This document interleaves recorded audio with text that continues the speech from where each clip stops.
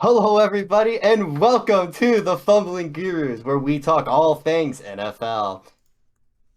I want to introduce you to our hosts. We have the Tampa Bay Buccaneers expert, Mr. Six Stomach. I don't know about expert, but yeah, Tampa Bay Buccaneers something. All right. We have the Eagles fan. Boo! Who said that? He is not here right now. He's running a few minutes late, but that's okay. He will be here. We are in for a long show this evening. And we have myself, Finn from Sensational Gaming, the Miami Dolphins fan. If you guys could not tell from my background, if you are watching this live, if you are only catching the audio, well, I'm a Dolphins fan with a bunch of Dolphin stuff in the background. We are brought here because it is a special day of the year. It is one of the days that I look forward to the most, even though I am far from an expert on the subject, and that is the NFL draft. We're going to get into it. We're going to follow along with the picks. We're going to get you up to speed, our thoughts. We're going to give some analysis thanks to a amazing person who covers the draft, and I'll give you information on the draft guide we will be using. His name is Simon Clancy. He is on Twitter at SICLANCY, and you can get his draft guide there. $7, and it is very in depth, and I absolutely am very excited to go into depth with you guys. Sick. A lot of stuff has happened this offseason. Give me one word how you would describe this offseason.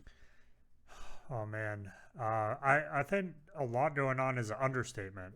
Yeah, it's been crazy. There's been trades. I don't think I've ever seen an off season with as much movement and things going on, and teams either moving pieces or trying to accumulate pieces or keep pieces or whatever. Maybe even just the Buccaneers had I don't even know how many different movements. We had a player retire and come back.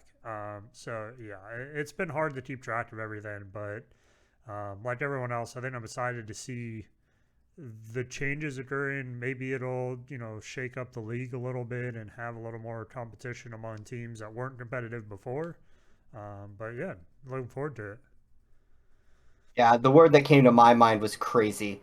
I just or no, not crazy. It was insane. That was the word I used earlier. Insane. The amount of movement that has happened, the quarterbacks, the wide receivers, the Yeah. defensive players, the trades, teams going all in, teams building for the future.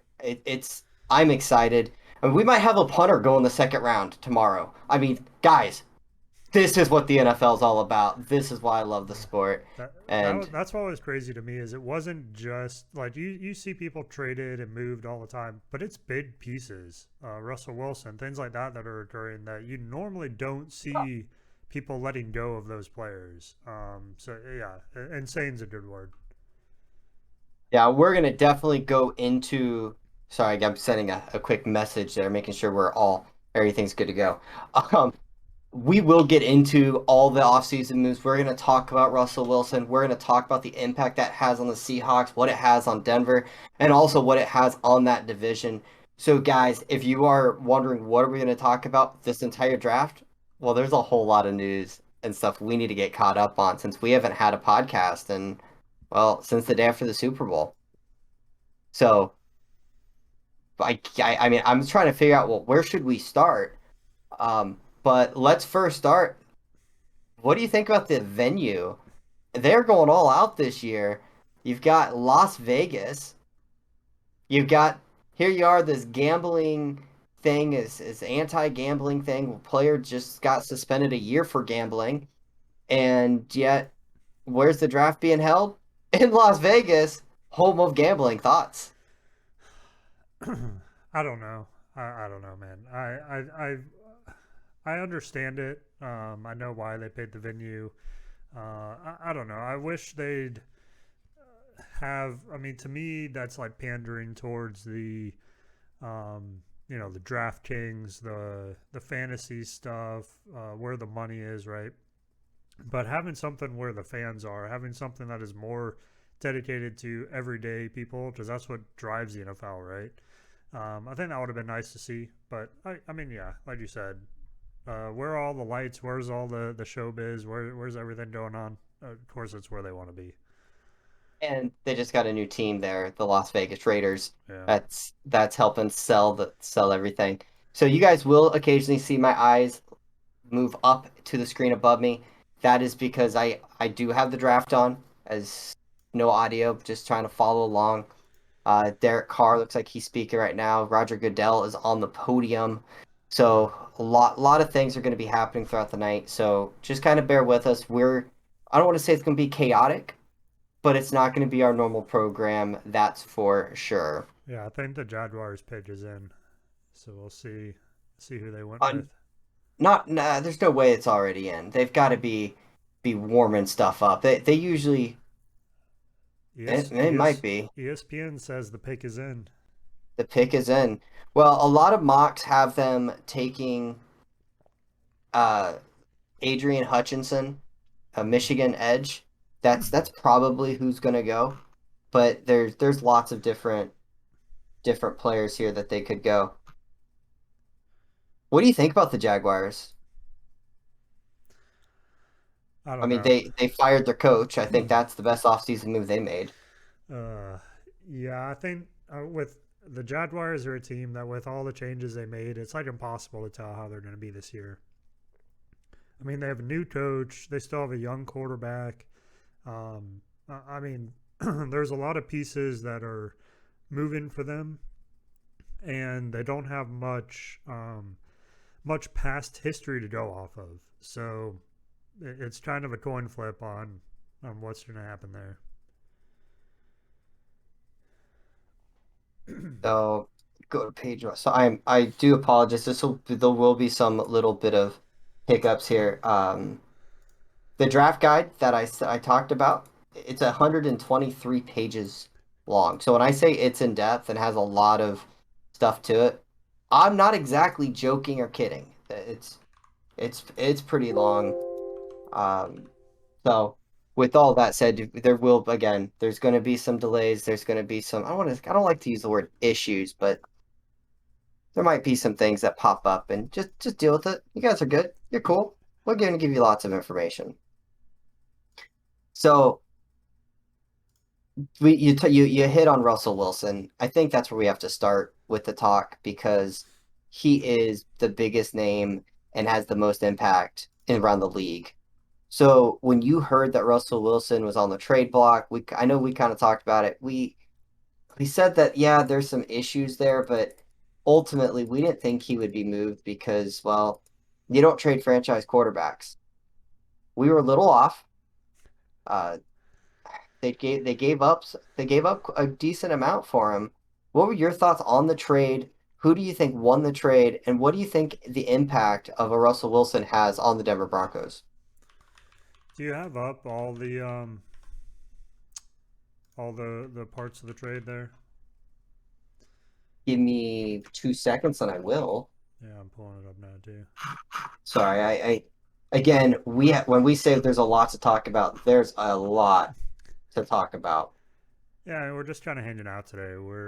If you guys want to talk about anything, let us know. If there's anything that you're seeing or want us to maybe dive further into, that's kind of what we're doing. Just kind of hanging out, talking about the stuff that occurred, and what's on our mind. So Russell Wilson was traded. The they gave up two first round picks, two second round picks, a fifth round pick, Drew Lock, Noah Fant, and Shelby Harris. And in return, they got Russell Wilson and a fourth round draft pick. Hmm. Yeah, that's quite a bit. But like you said, you're getting a quarterback for, I don't know, Russell has to have another 3, 4 good years left before you would even consider replacing him, I would think.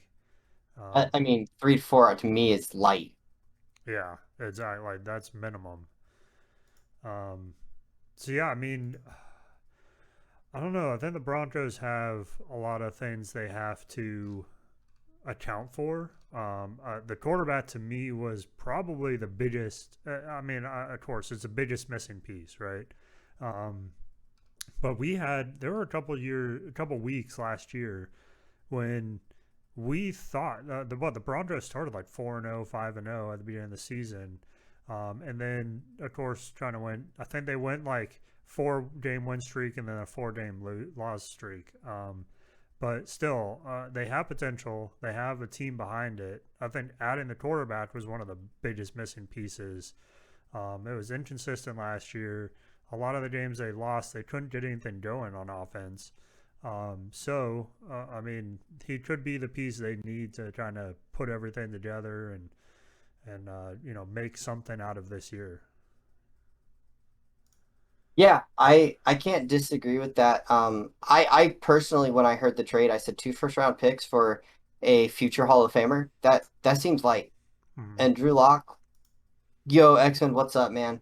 Um, just felt light. It just felt light, Mm-hmm. and I expected at least three, right? So trading two for a future Hall of Famer, and they didn't give up any of their young receivers. They gave up Noah Fant. Noah Fant's a good player. Noah Fant's not an elite player. He's a good player. Mm-hmm. They gave up Drew Lock. Drew Lock was never going to see the field. He was a waste of a draft pick for the Denver Broncos. He was a bust. He might turn out okay somewhere, but he was a bust in Denver. And Shelby Harris is a very good defensive player, but he's not an all pro. I would take that. I mean, they're not Super Bowl contenders, right? Yeah, I mean, like you're talking about, like a little light on what they got for him, but I think if you look at, and I get it, it's Russell Wilson, but if you look at his second half of that season, I get it, he was coming back from injury and everything else, but he did not play very well. So I mean, maybe they just bought cheap when he was kind of down on his luck a little bit and kind of got in there when um, they kind of his cost was lower than it should have been. But yeah, I mean, like you said, your 2 first round picks, like you with those picks, even if you pick the quarterback, it's going to take 2 or 3 years to build them up.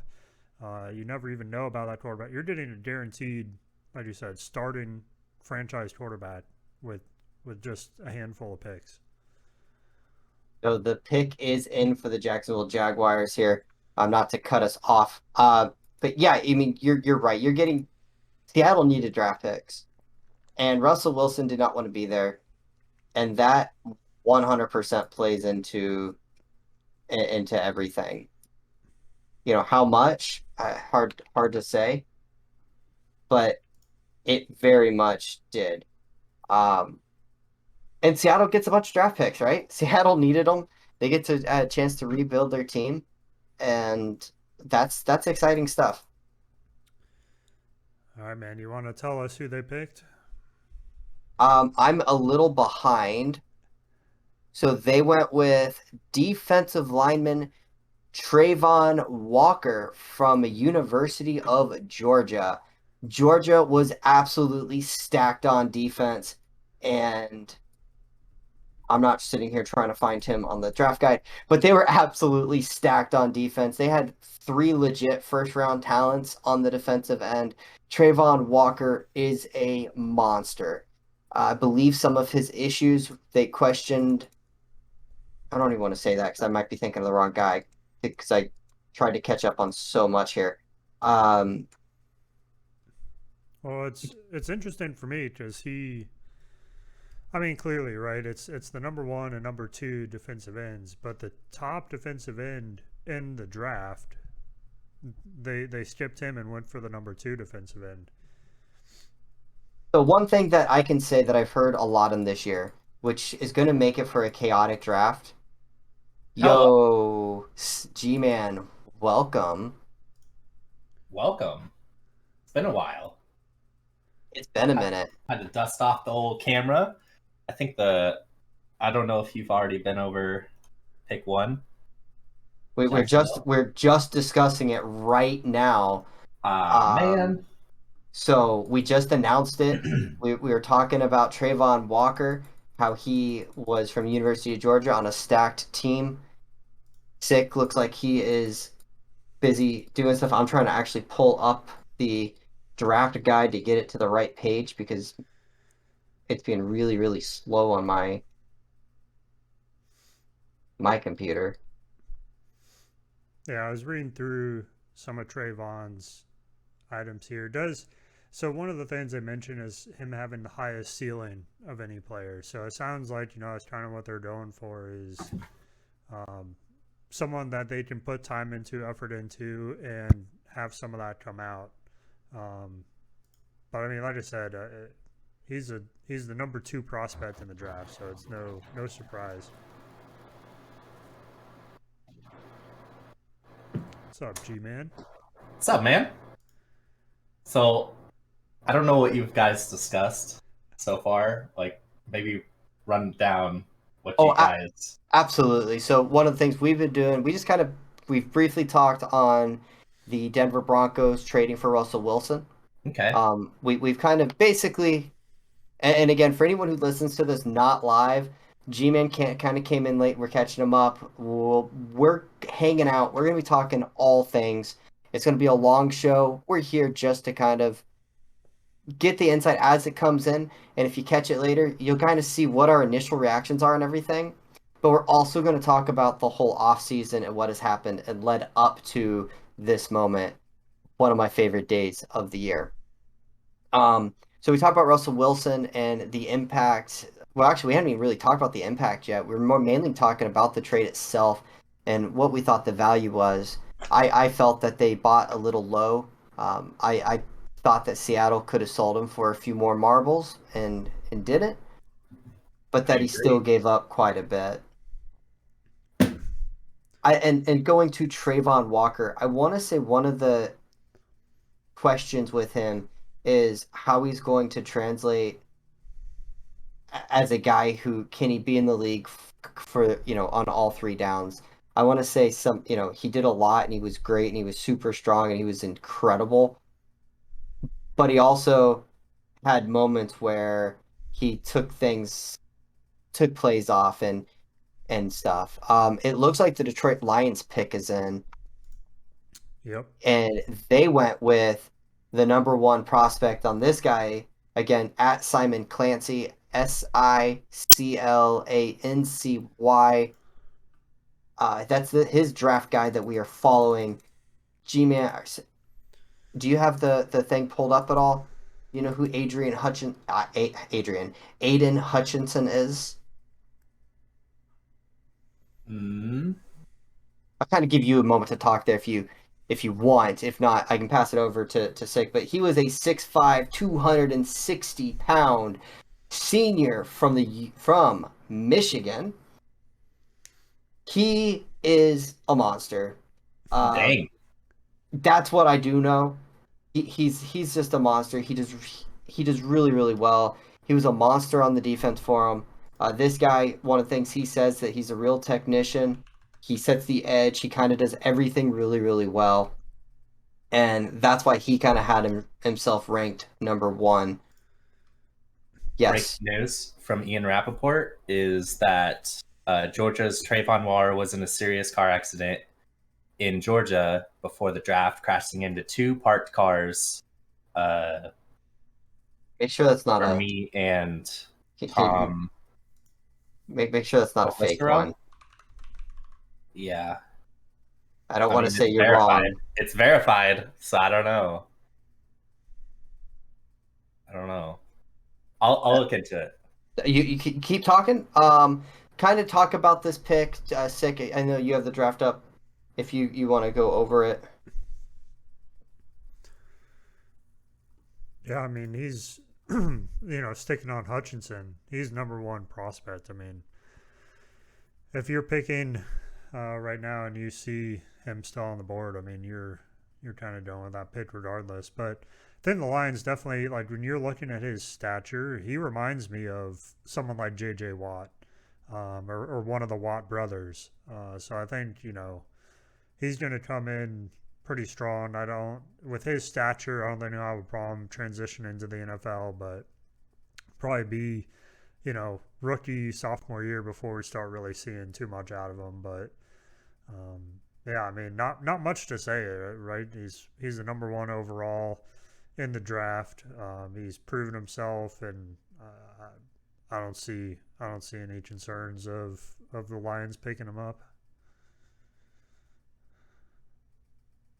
Yeah, and hometown kid. He grew up like 30 minutes away from home, from Detroit. So this is when you get one of the best players in the draft, and you get him as a hometown. This is a superstar for this team. This is Detroit. I'm root for you, and that you guys have stunk for a long, long time. Yeah. So Ian Rappaport, you're right. I'm not. I was just making sure because you see a lot of stuff come out during draft that can be fake. Um, but yeah, he Yeah, was in a serious car crash. However, he emerged without any injuries. that's good. Wow. And he hit parked cars, so I mean, that's also a plus. There's probably nobody in there, Not the way you want to start your but NFL also, career. yeah. But Detroit, right? Eh. No, no, that wasn't Detroit. Oh, Jacksonville. oh, That's started off great. pretty standard for Jacksonville. Yeah, I mean, if Jacksonville can do something wrong, they're going to do it wrong. Wow, the Texans pick is in. By the way, one of the things that's going to be really interesting in this draft, and I started to say it, I don't think I finished, was that pretty much everywhere that I read is that nobody has a consensus pick. Like, some guys had quarterback A higher than quarterback B. Some had defensive end 1 higher than defensive end 3, 3 higher than 1. It's all over the board. So you're going to see this guy's draft board a little different than, say, the draft board of, well, the NFL. I would not be surprised if the Texans go an offensive lineman. I know they have Laramie Tunsil and they traded a bunch to get him, but Tunsil has not necessarily agreed to an extension and could be on the way out. So just throwing that out there, very possible that you could see the Texans trying to take a offensive lineman, and their pick is in. And this is moving pretty quick. Usually the Yeah, draft takes a lot longer, and we have time to talk about everything, and we've just been able to talk about players so far. So go ahead, G-Man, while we're kind of in between here, and even if we get behind, it's the Texans. Who cares about the Texans? Sorry, right. Texans Cares fans. about the You don't Texans. even Sorry, care about the Texans. that's true. What did you think when you heard the trade of Russell Wilson to the Denver Broncos? See, that's the thing though, is I, as an Eagles fan, really wanted Russell Wilson really bad. Didn't think we were gonna get him, but when he went to the Broncos, I'm just like, holy cow, man, that's gonna turn their season around for sure. Elite quarterback. They gave up 2 first-round picks, 2 second-round picks, 3 players. Noah Fant, really good tight end, and uh, Shelby Harris, I believe I said, a pretty good defensive player. What are your thoughts on the trade itself? Did they give up enough, or was it too much to get him? Uh, I don't really know. I mean, a player of that caliber, you think they would give up more, but to me, I feel like it was they should have gave up more. Yeah, that's kind of what I felt that it was like. As Six said, that he was coming off that injury and might have lowered the value some. But that's what happens sometimes with elite players. He didn't want to be there, and that's going to hurt the trade value, right? Because everybody knew that he was not playing for Seattle next year. Did you already Well, talk about your boy Dolphins we trading haven't for? talked about any receivers yet. We're going to get into that here in a little bit. Okay. But first, we need to talk about the pick that the Texans made. They went, now, this was not a surprise by many. They went with a corner. I did say lineman could be a potential need. They went with corner. Their secondary and defense in general is really, really bad. Most people had Sauce Gardner as the number 1 rated prospect. They were linked to the New York Jets a lot. And the Texans said, we're going to take a corner, but we're not taking Sauce. No, no, no. We're taking Derek Stingley, LSU. He's 6 foot, 194 pounds, and a junior. He had an unbelievable rookie year. If you took his rookie year alone, he was a top 5 player. His sophomore year, he was hurt. His junior year was shortened by injuries and didn't play that great. So some people thought he might fall. Well, he went number 3 overall. The Texans see the potential in his freshman year and are drafting him based on that freshman year. Sick. Your thoughts on doing that? You know, one thing came to me while you were talking about that. A lot of, and maybe this will impact next year, maybe a little bit more than this year. Well, these players were what, sophomores when COVID hit, sophomores, juniors, I guess. I mean, that may limit the data on some of these guys, and even more so, like you're saying, his freshman year was 2019. So that means his second year when he was injured, when he's coming back, trying to do, I mean, that's when everything was going crazy. Um, so yeah, I don't know how it's going to impact some of how these teams are making their picks, but it's just something that kind of popped in my head as we're talking about the difference between those years. Um, but yeah, I mean, yeah, I'm looking at everything that is kind of broken down with this cornerback. I mean, yeah, I don't see any reason to be concerned about the pick or say that there's anything wrong here. I think the Texans, you know, I don't know, where do they not need people? So they could use anyone anywhere. So yeah, I mean, he looks like a great pick. Interesting. They clearly got the guy they wanted. Like they just he's not ranked, in the top 3, top 5 of people available in the draft. So for them to kind of reach for him a little bit means they specifically wanted him and what he's capable of.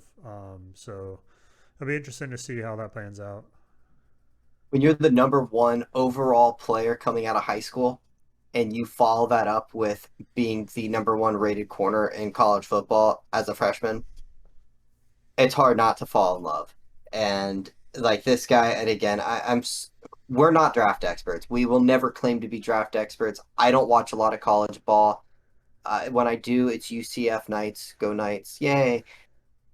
But I just don't. I don't know about G-Man and Sick.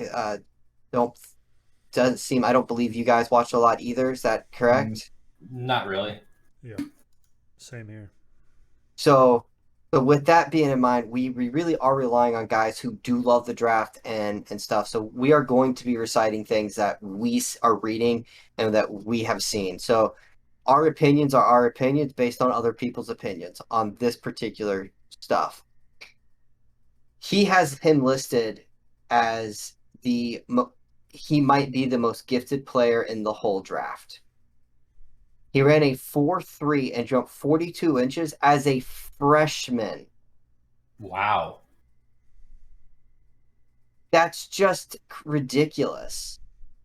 So, yeah, I understand why he went number 3 overall. G-Man, I was go kind of ahead. concerned with the previous injury thing, but I mean, if they've done their research, obviously, right? You don't go into the draft without doing your research. And if he checked out and they got a stud with Derek Stingley, yeah. So I hope it works out for him. I like Sauce Gardner. I I heard a lot of good things about Sauce, so I would have went Sauce over Derek, but Yeah, I mean, Sauce Gardner is one of the most highly touted corners in this draft.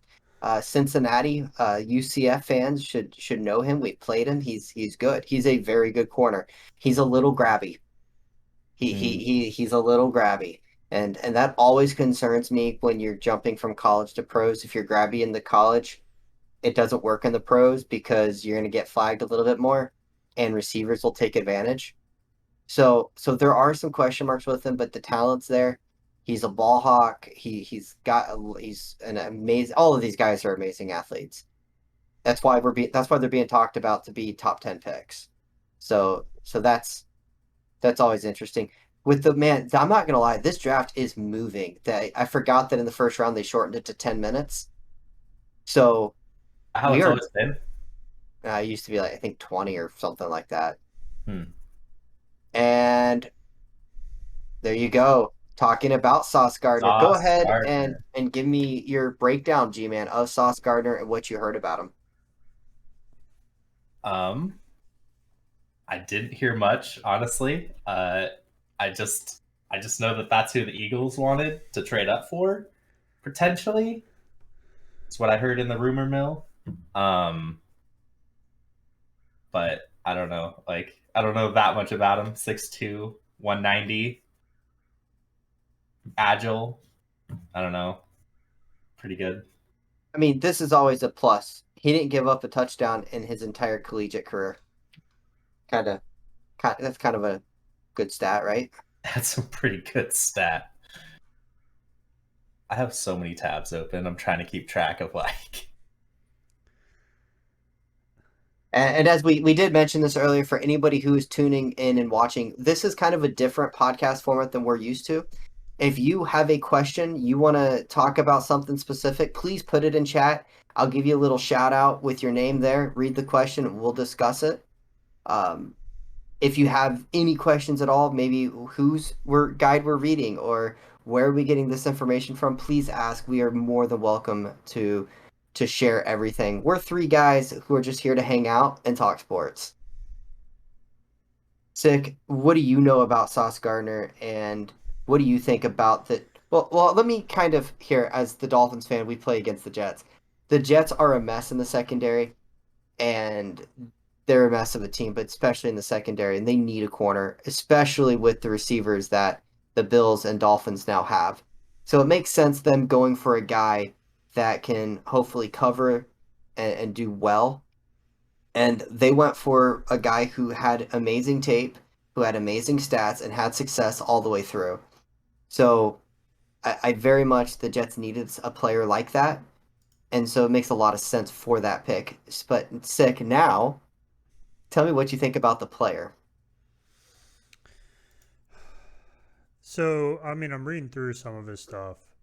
Um, I don't know. It's a little concerning to me, but I mean, if you look at, um, let me pull up here. So he only played 2 years of cornerback in high school. He was originally a wide receiver and had to come on because his teammates got injured. So I mean, this speaks to a little bit like you were talking about earlier of grabbing a little bit behind, a little bit technique isn't there. Um, and that's to me what it kind of sounds like to him is he needs someone to show him how to correctly play the position and where his mind should be and what he should be thinking about. Which is interesting to me because normally when you're getting into the NFL, it's okay, you have the techniques, you have the understanding, you know what you should be doing. Let's take you to the next level. Let's give you what you need to take from being an A+ player to being top tier player. To me, it sounds like especially with him being cornerback. A lot of what they talked about his downfall does sound like a wide receiver. So he's got to get out of that mindset and get into the cornerback. But the dude's big. I mean, he's 6'3", so having to, I'm 6'2", so I'm right up there. I used to play soccer. It is tough to get going. Once you get going, you can usually keep up with people. But when you're playing cornerback, you have to make those cuts. You have to, stick with slot receivers sometimes. Like you're going to be playing some of those positions, and being 6'3" is tougher to get going sometimes. I'm taking a look at some of the other cornerbacks. They're all around like 5'11", 6 feet. So he's definitely a little bit bigger, has a little bit of growing to do, but I mean, it sounds like his ceiling might be a little higher than the others, which is maybe what the Jets are hoping for. One thing that you can say though, being in the AFC East, it's not like as a number one corner you have to guard anybody with speed. I mean, you know, Stephon Diggs, Tyreek Hill, Yeah, Jalen Waddle. yeah, Oof. that's Yeah. gonna be fun. Uh, yeah. Maybe before Tyreek Hill, but I So can't. Okay, I really want to talk about that. I want to know your opinion on that. Come not yet. on, no. Not yet. Nope. That's a tease. Oh, We're gonna talk about that God. later. I do want to talk about the a player here. Let's talk. You know what? I'm gonna hold off on what I want to talk about. I want to talk about quarterbacks for a second. And there's been a lot of quarterbacks news. Obviously, we know that some trades happened. Russell Wilson got traded. We've discussed that. Deshaun Watson, Mister, he got his hands dirty there and got himself traded out of. He got his hands dirty. Yeah, he guess he didn't. Got traded to the Cleveland Browns. I'm sorry, guys. He got traded to the Cleveland Browns, which made Baker Mayfield unhappy. And the Cleveland Browns had picked up Mayfield's fifth-year option. Well, the Giants were in a weird position because they have to make a decision to pick up Daniel Jones' fifth-year option and whether or not they should. Do the Giants take a quarterback here? What are your thoughts? G-Man, I'll throw it to you as being a division rival. I mean, who do they got? Daniel Jones. Am I Daniel wrong? Jones, Daniel Jones. first round I quarterback don't.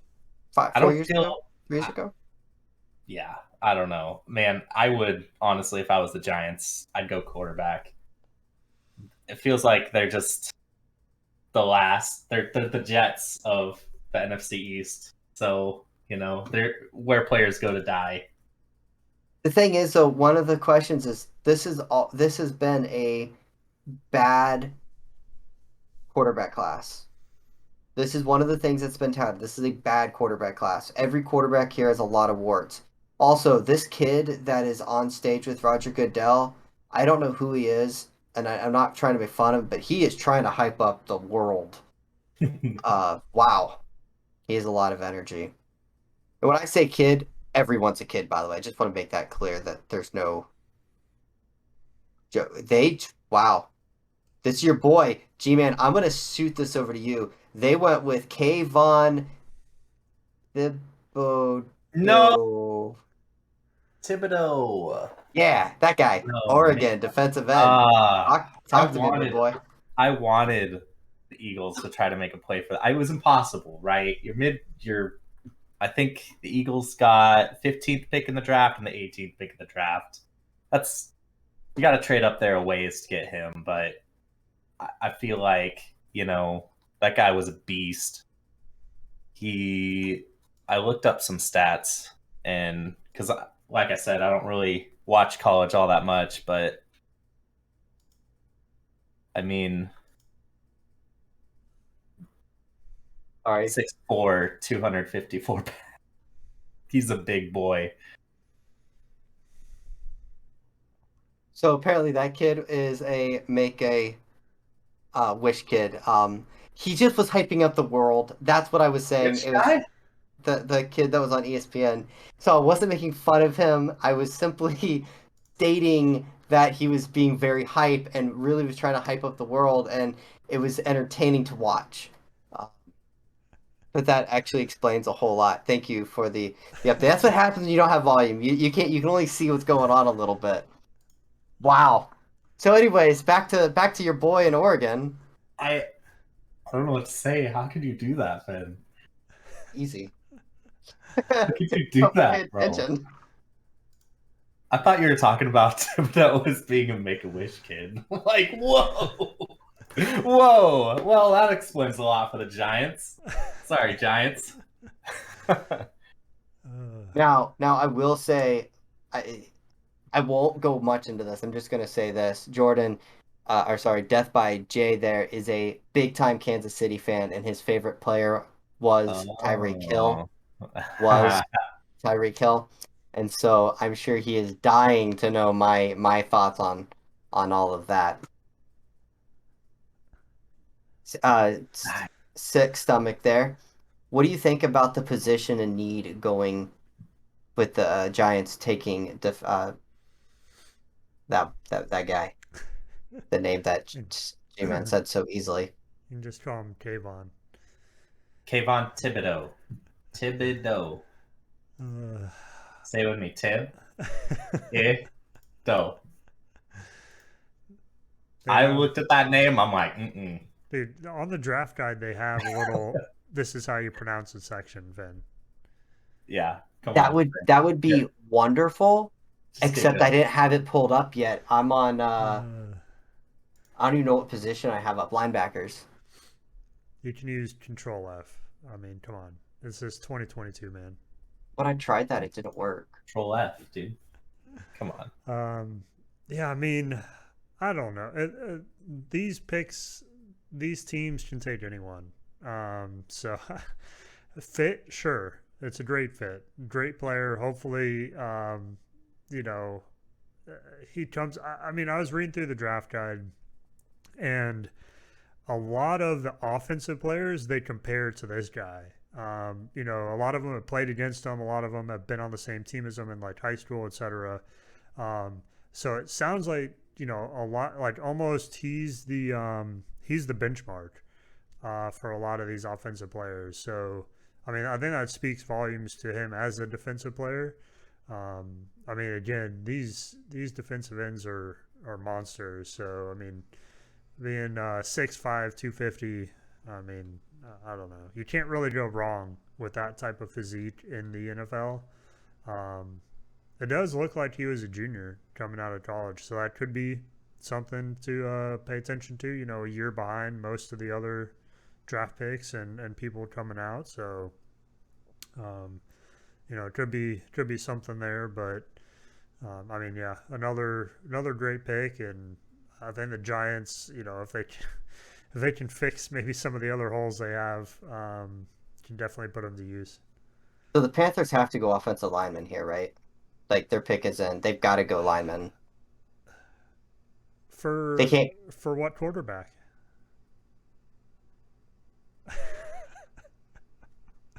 What's the point if you don't? Yeah, Sam Darnold, is he I mean, I still? mean, they've tried, right? They've tried to go after Watson. They couldn't tug that deal out. They tried to go for they tried to go for Wilson. Wilson said, Wilson. Uh, I that one mean, that one. if Wilson didn't want to be in Seattle, do you think he wants to be in Carolina? They tried. They've tried to go after quarterbacks. They've done what they can, but they need a lineman. Maybe They need that'll help. maybe that'll help. I don't know. I mean, do they go with a quarterback like a Kenny Pickett? I feel like Pickett is going to find his way to Pittsburgh. Like that is my guess. I would have that penciled in. That's a And pretty I good guess. and I said penciled because you would need that eraser. Yes, I'm all about the jokes today, guys. We're gonna make as many jokes as I can. Family God. Like there's so much this offseason has done. I want to say forget the draft. We're gonna talk about this. Like let's talk about quarterbacks alone here. What do you think Deshaun Watson does for the Cleveland Browns? Was he the missing piece? Was Mayfield not the guy? Uh, Honestly, like he's a top 5 QB, right? I mean, you hate to say it, and I really hate to say it, but he is. Um, Baker Mayfield, I don't know. He did what he could. I think they did him very dirty in free agency because he wanted to trade out of Cleveland, but they didn't want to trade him out of Cleveland, even though they got Deshaun Watson, Oh, which they hold on. That's not what's happening. that's not what happened. They don't want to not trade him. They just can't get anything for him Hmm. But why would you keep him at that point? because he's $18 million. That's why teams don't want him, and they don't want to just cut him because they owe him $18 million. It's guaranteed. Yeah. Mm, I mean, you're stuck. You have a contract, so And I yeah. believe that fifth year option is a guaranteed contract. Wonder how much. If you're Washington Commanders, do you go with Baker Mayfield or Carson Wentz? You just traded for Carson Wentz. You're I not going to know trade for before. another. Boring. Does it? No, I mean, you can't make that That was trade. my. You couldn't make that trade. No. Oh, if you're saying if you had your choice, who would you Yes, take? if you had your Okay, choice and you're the Washington Commanders, I go Mayfield. I'd go Mayfield too. Look, look, the Colts had a really good season, right? Really good season. But I feel like at the end, Carson Wentz does what he does best and he just fell apart. Baker Mayfield was at least consistent. I mean, I would He use was more consistent. He was consistent, consistent. but he's a trooper. He plays hard. He makes weird commercials. He talks a lot. He was known for making gestures along the sideline in college. Won't say I didn't love some Baker Mayfield and thought the dude was going to be an All Pro, but there at the end of the day, he was not the All Pro in Cleveland. Carson Wentz had a good couple seasons, but his injuries played massive, put a toll on his body. He was a turnover machine and ultimately got himself traded to the Colts, traded the Commanders. Neither one are great quarterbacks. I wouldn't really like either, but if I had to choose, Mayfield's my guy. That's what I'm saying, though. Sick. You said, but who's their quarterback? And I said offensive lineman. You said, who's their quarterback? And I said offensive lineman. Would you like to announce the pick? Oh, you were technically right. Technically. And they went with Ikem Ekwonu. Can Is you say that. that? Wait, hold on. You didn't butcher that at all? That's his real name? That's a pronunciation right there. Ikem Ekwonu. I can't. I can't pronounce that. I'm not going to pronounce that. I will butcher it. I will butcher it. I'm just going to leave it. Can you tell us a little about him, Six, since you have it open right there? Yeah, his nickname is apparently the Pancake King. I like pancakes, especially from my lineman. So yeah, it sounds, I was reading a little bit about the other tackles as well, right? This guide that we're kind of utilizing has it, broken down. He's the third prospect in that position. But taking a look at some of his, strengths or pros, a lot of, what they're talking about is just how explosive this guy is compared to the others. So, he's a big dude, right? I mean, that's what the position calls for. 6'4", 320 pounds. I mean, I don't think you're moving that guy with any ease. No. So yeah, that's. I mean, I don't know. When you're looking at these picks, if you're trying to like we were talking about, trying to get maybe showcase a quarterback, like, hey, we're putting the pieces together to make this team. Sounds like a great pick to put in there. But again, I think, it's great. You can protect the quarterback, but if you don't have a quarterback to protect, I don't think it's going to do much. So, That's one of the things. I will say that this draft may not be the deepest draft in the world. There's a lot of good tackles. I feel like that's one of the things that they say, mhm. the corner class and the tackle class. There's our lineman class. There's some good linemen in this draft. Um, One of the things we've noticed is that what have they drafted so far?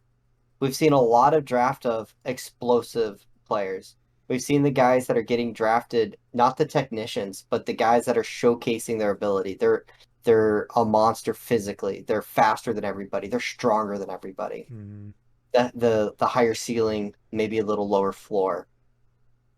And we well, we haven't had a single offensive pick yet, have we? Mm, not so this guy.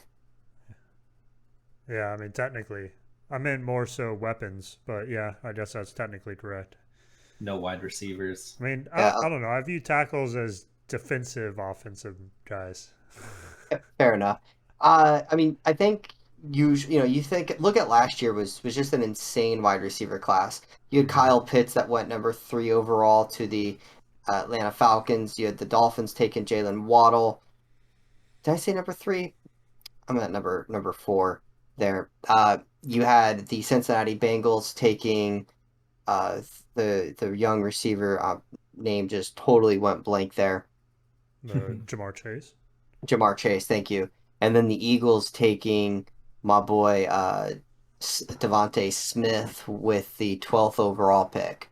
So you had a You got lot of Waddle. You we got did Waddle. we got Waddle. And so there was a lot of wide receivers picked early. I don't think you're going to see it in this draft, but there's a lot of good receivers in this draft. But I think they're more a late first round. You'll get one guy in the top 15 and a lot second, day 2 and 3 picks. I mean, round 2 and 3 picks. And I do think you're still going to see like 5 receivers go in the first round. Dude, so And we just got the Giants pick in. Um, I was just taking a look at this pick. They picked the second overall tackle, Evan Neal. This dude's even bigger, 6'7", 360. Whoa, big boy. if you add all of us together, I don't think we're as big as him. I don't think so either. He's like two of you, Finn. Uh, Possibly three. okay, I just weighed myself yesterday, 136.2 pounds. So he is almost 3 of me. So Alabama has I almost said Charles Cross. Alabama has a very strong offensive line, and usually in year in and year out. I know last year they kind of were a little bit lower. Evan Neal, well, he he good. He real good. Dude, I think one thing that you're going to say about him, like this guy says, is if he's not an all-pro tackle, he's an all-pro guard. He's big, he's strong, he's powerful, and well, that goes a long way. He's well coached, he's used to winning, he's good, he's got to be a good character guy. I mean, you don't generally you're not somebody who acts out when you play for Alabama with Nick Saban. So there's a lot to really like about him.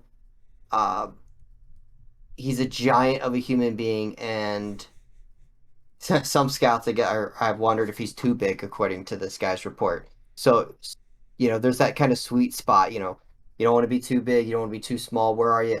Well, this dude's a monster. You started to say something sick, and I kind of cut you off. Sorry. I was looking at some stats they have listed here, and I think monster's an understatement.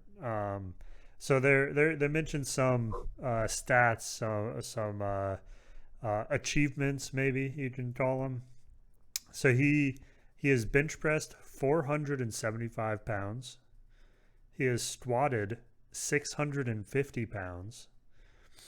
Oh, When he's running, like they clocked his top speed 18.5 miles per hour. So this dude's almost 400 pounds and can run nearly 19 miles an hour. And then, some of the, of course, all these sports science people, especially at Alabama, at his size, he is the most impressive lower body power athlete we've ever seen. So it's like, yeah, the dude may be big, but it doesn't sound like that's slowing him down. It sounds like he's keeping up and exceeding everyone else, despite being bigger as well. Yeah, that's pretty good. That's pretty good. it's pretty good. While the Falcons are on the board, and I'm not trying to jump ship too much, I'm just trying to kind of keep Mm-hmm. moving along. We had a pretty big story with the Falcons, and that is we touched on it a little bit when we first opened up the podcast. The Atlanta Falcons star receiver there, he walked away from the league for this year, and while he was away, he made a few bets, and he got caught making a few bets, and he is suspended a whole year, as well as trading Matt Ryan. to the Colts, and their starting quarterback currently is Marcus Mariota. And Gage down to the Bucks. And Russell Gage, what? Yeah, to Tampa. So they drafted Kyle Pitts, which really didn't make a lot of sense to me last year because that's kind of an all-in pick. What do you think of this Atlanta Falcons team? We're going to start with you, Six, since the Falcons are in your division. Um, I mean, the Falcon. I don't know, and maybe this is just Matt Ryan, but the Falcons to me have always seemed like they have the pieces they need, or they have the team together, and they just never quite get it done. I mean, Matt Ryan was one of those quarterbacks. Forgetting the Red Rocket. I think he was another one for Cincinnati for so long that just when you get into playoff games, they just don't show up, or something happen. You don't win playoff games. And I think that was showcased. Weren't the Falcons one that blew that giant lead in the playoffs? I mean, that's how the Falcons have always been to me. They have the pieces, they just can't quite win. They just can't quite figure out how to put those pieces together. And now it's like all falling apart because they had, like you said, they had a quarterback that was decent. He could take them where they needed to be. They had the receivers coming in, they had the talent. For a while there, they had a couple running backs, one of them kind of being like an option back.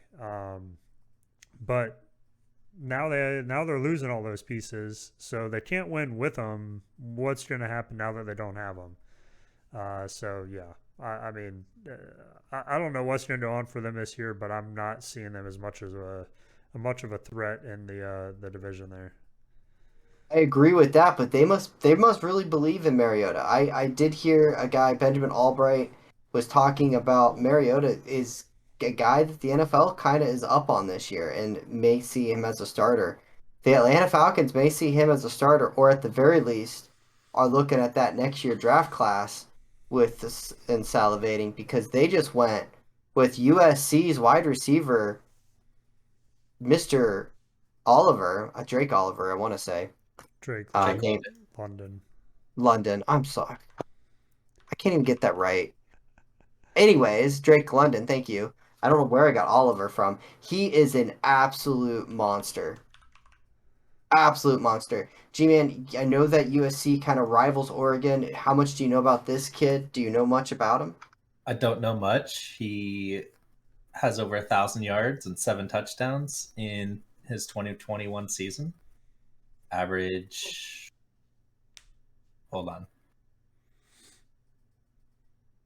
14.5 yards. He's a run after the catch monster. And in terms of wide receivers, this is a guy that just he's what the top rated wide receiver. I know that a lot of people absolutely loved him. Other people kind of questioned him a little bit, but this is a guy that can just flat out make a difference on the offensive side of football. We talked about them losing Calvin Ridley. We talked about them losing Russell Gage, drafting Kyle Pitts,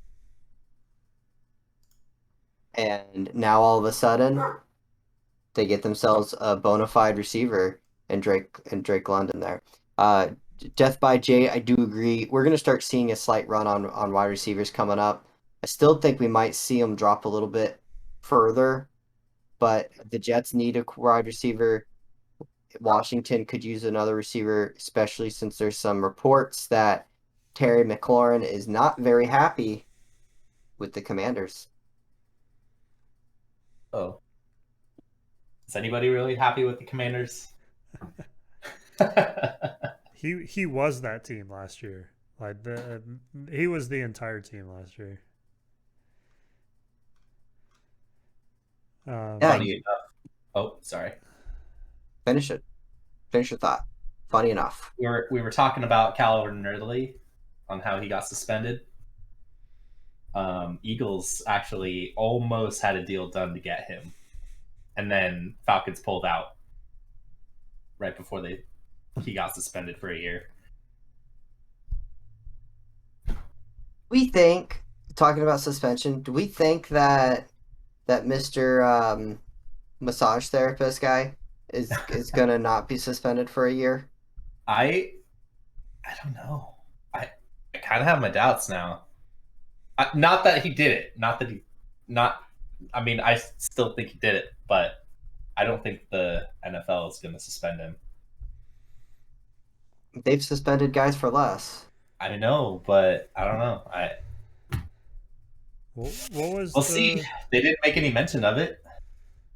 well with his? Were they not taking any action because Texans were sitting him out? Was that the deal last year? So, I mean, I don't understand why you wouldn't proceed with something, and just. I mean, can you imagine being in a workplace and they're like, well, you're not doing any work. We're still paying you, but we're not doing any work. So we're just gonna let you sit there for a while. It's like I don't know. It makes no sense to me, but um,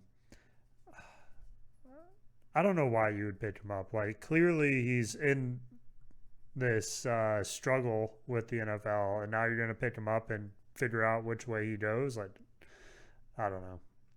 According to them, they did their due diligence by not speaking to any of the women or their lawyers. Hey, Don't that's on them. don't speak. Don't listen. What's the no? I don't know. You know what I'm trying to say. I think. I think what the Texans were doing, or Texans, the Browns were doing, kind of looking the other way, going, uh, I don't see anything. Hey, I don't know anything. see here. Uh, Urban Meyer's going to be their next coach. Watch. Match made in heaven. I mean, the player himself is worth every bit of money they gave him and every bit of draft capital to get him. But man, is that baggage heavy? I wouldn't have done it. I Fans mean, are not happy. we talked about it here. Miami was linked to him all last year, and I said all of this stuff would be taken down. So you know my thoughts on a guy like Deshaun Watson. Uh, I don't think we need to rehash that. I just he's going to be suspended, right? Like he has to be. Winston was suspended, and he was found not guilty or whatever on his stuff, and he was still suspended. Was it 4 games, 6 games? Nothing Yeah, but surprises me anymore. I don't know what to expect. I think what you guys were saying is he sat out the entire year. Maybe they're going to be like, well, that's enough. But he got paid for it. Of course, what did the Browns do? But redo his contract. So if they do suspend him, his base salary is only like $1 million this year. So Hmm. he'll only lose like on a or 8 game suspension. He loses like $850,000. Woo! He signed what is it, a 162 million guaranteed, 100% guaranteed contract, something ridiculous. Um, but that's what happens. By the way, what do we think about Matt Ryan to the Colts? We mentioned it. Let's talk about it. I'll go with you, Sick. Um, all I know is I do not want to be a quarterback for the Colts. Um, ever since Peyton Manning, yeah, it's been a nightmare. So, and it's not that they haven't had the talent. Um, so yeah, I don't know. I think Matt Ryan's getting, I mean, probably past his prime already, and they're trying to get a little bit more out of him. And a team that again just isn't living up to expectations. They got close last year. I think what they lost like the final minutes of that. Well, they didn't make it to the playoffs. It was the game right before the playoffs against Jacksonville. They choke so Yeah. hard. So it's like again, they talked about not living up to expectations. You missed the playoffs on your own stupidity, whatever you want to call it, of not being able to take down that team. So yeah, I don't know. I've never like Matt Ryan. I like him as a quarterback, but I would never pick him for my team. And the Colts, I don't think can compensate for a quarterback in that position. So I don't know. It's a good match. Those two, Matt Ryan and that team, are a good match, but I don't think it's a good match to win games. Yeah, I mean, one of the things that I think is is interesting about it is the fact that I think since Andrew Luck retired, they've had 7 quarterbacks for now, 7 new starting quarterbacks for 7 years. Yeah. And Matt Ryan just gets to be the next guy. Matt Ryan's a good quarterback. I think that he got kind of dogged on for some stuff that wasn't his fault. And I'm kind of interested to see what he can do now that he's going to be on a team that surrounds him as with a really good supporting cast with Quentin Nelson, with Jonathan Taylor, with that young defense that the Colts have. That's Hmm. that's going to be pretty exciting stuff. And Yeah, I guess, um, and we can jump into, I saw, was it Seattle, just putting their pick. But before we jump from here, I guess this will be the telling point for Matt Ryan's career. Is once he left Atlanta, does he succeed and excel, or is he the same old Matt Ryan and it was just Matt Ryan the whole time? yeah, 100%. G-Man, did you But see the pick? Would you like to announce the pick? Or do you have thoughts on the Colts there? So I don't mean to cut you off. I was just gonna say, are they gonna cut him if he doesn't do great? I mean, they cut Carson Wentz, and he was supposed to be the guy for the Colts. Like they were hyping him up. He's got his coach that he used to play with, and they were all good. They were like, "This is our guy. He left the Eagles. He's gonna play for the Colts, and he did really well. Dropped the ball in the end, and then they cut him. Is Matt Ryan going to be another 1 year QB? Like, what happens if he doesn't live up to expectations? They going to cut him and draft a QB next year? And he's owed a lot of money. Hmm? Well, G-Man, would you like, I'm going to give you the chance to announce this pick there for the Seattle Seahawks, if you saw it. It is Charles Cross of Mississippi State, 6'5", 290,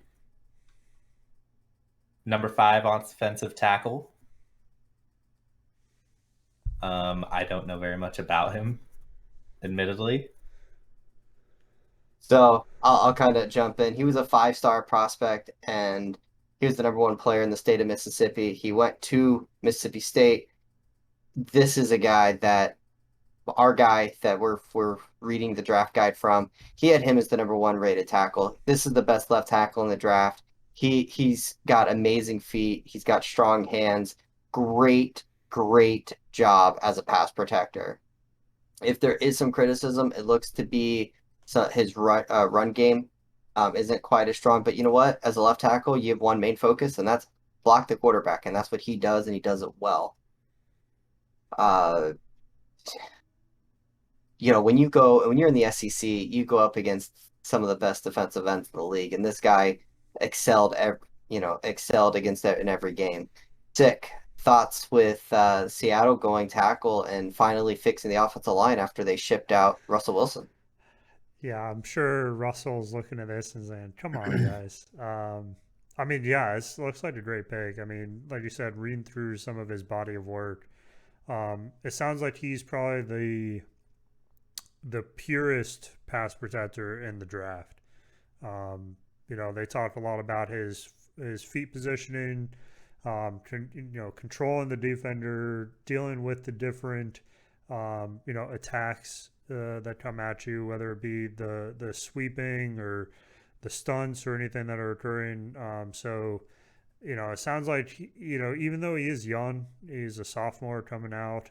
Um, it sounds like the couple of years he was playing in college kind of showcased his ability. I mean, clearly he's rated as the number 1 prospect here. But yeah, I think it's going to take some time for him to get into the NFL, being so young and trying to get up into what he may need to do and getting a little more comfortable with that position and how the NFL is going to kind of change up some of that. But yeah, I mean, hard to say anything wrong with this. One of the things that we have to pay attention to at this draft class is that next year's quarterback class is really strong. They've got like 2 or 3 guys that are like top 10 picks, and a few other guys that have a lot of talent that very well could make a Joe Burrow type jump. into that category. Hmm. This year's quarterback class is deemed weak. So I will not be surprised to see guys take some of these linemen, take some of these receivers, take some of these skill players that are going to, talking about a receiver that just went off the board there, some of these other guys that are going to help build a team. So that way these guys have a chance to move back up or get their guy next year to be the young quarterback of the future. And Yeah. I think that's what we're seeing here with some of these picks, like Seattle taking a tackle when their quarterback's going to be Drew Lock. Yeah, I mean, I think that's what we were talking about a little bit is that seems to be one of the strongest positions in the draft this year. At least the top five prospects are all great picks for that position. So, like you said, kind of solidifying that and locking them down for a couple of years, it definitely seems to be the way to go. Well, G-Man, the New York Jets, they followed that script. Now they believe they have their guy at quarterback in Zach Wilson. They went up and said, Miami has some pretty good receivers. Buffalo's got some good receivers. The Patriots have something. We need to be the third best at receiver here. And since they're not trading for Debo Samuel yet, they went ahead and took wide receiver. I saw the name and things Garrett escaped quick. Wilson. Garrett Wilson, Ohio State. I Look, mean, it's the Jets. They pick top five almost every year, like clockwork.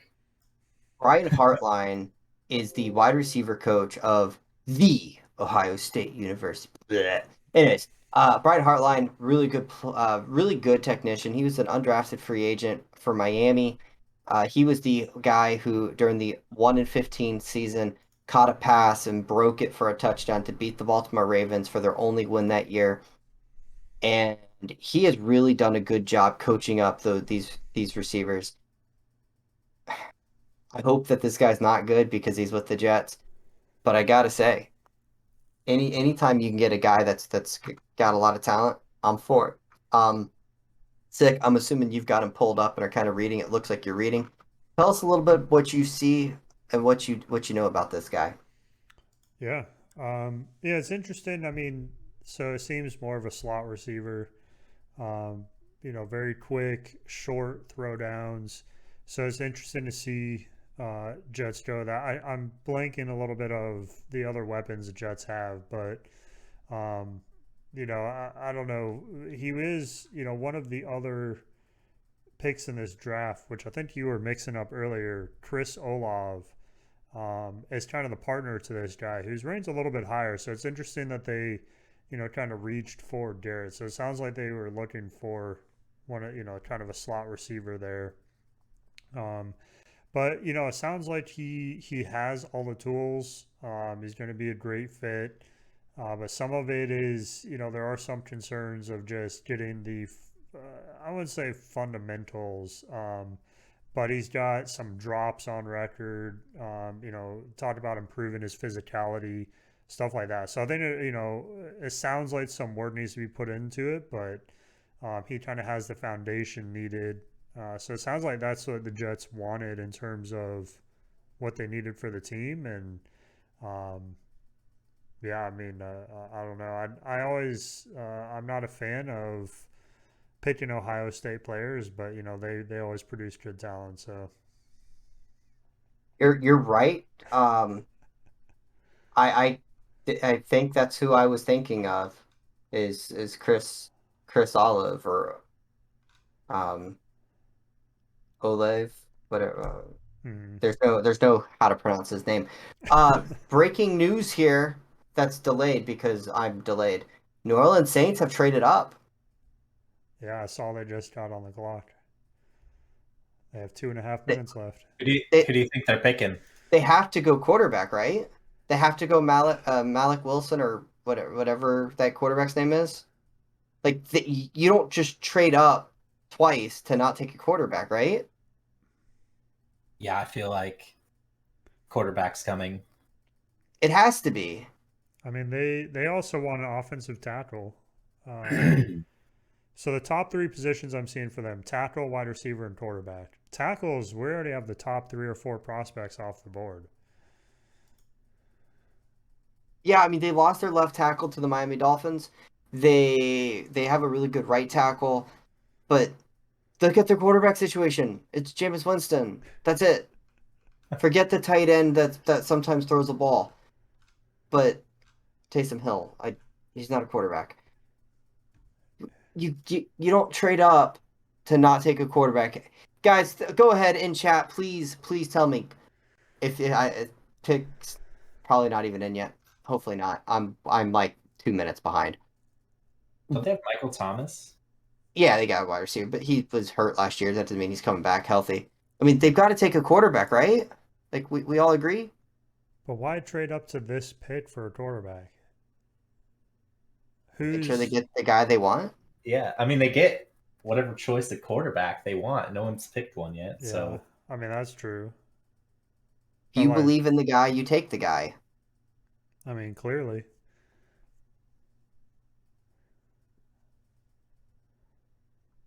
I don't know. I mean, like trades are gonna always be a big thing. So trades happen.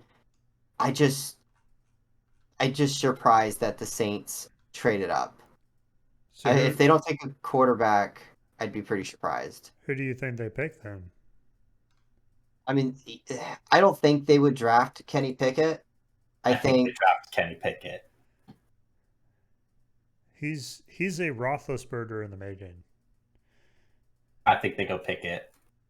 you think they go Pickett, not Mm-hmm. Malik Willis. No,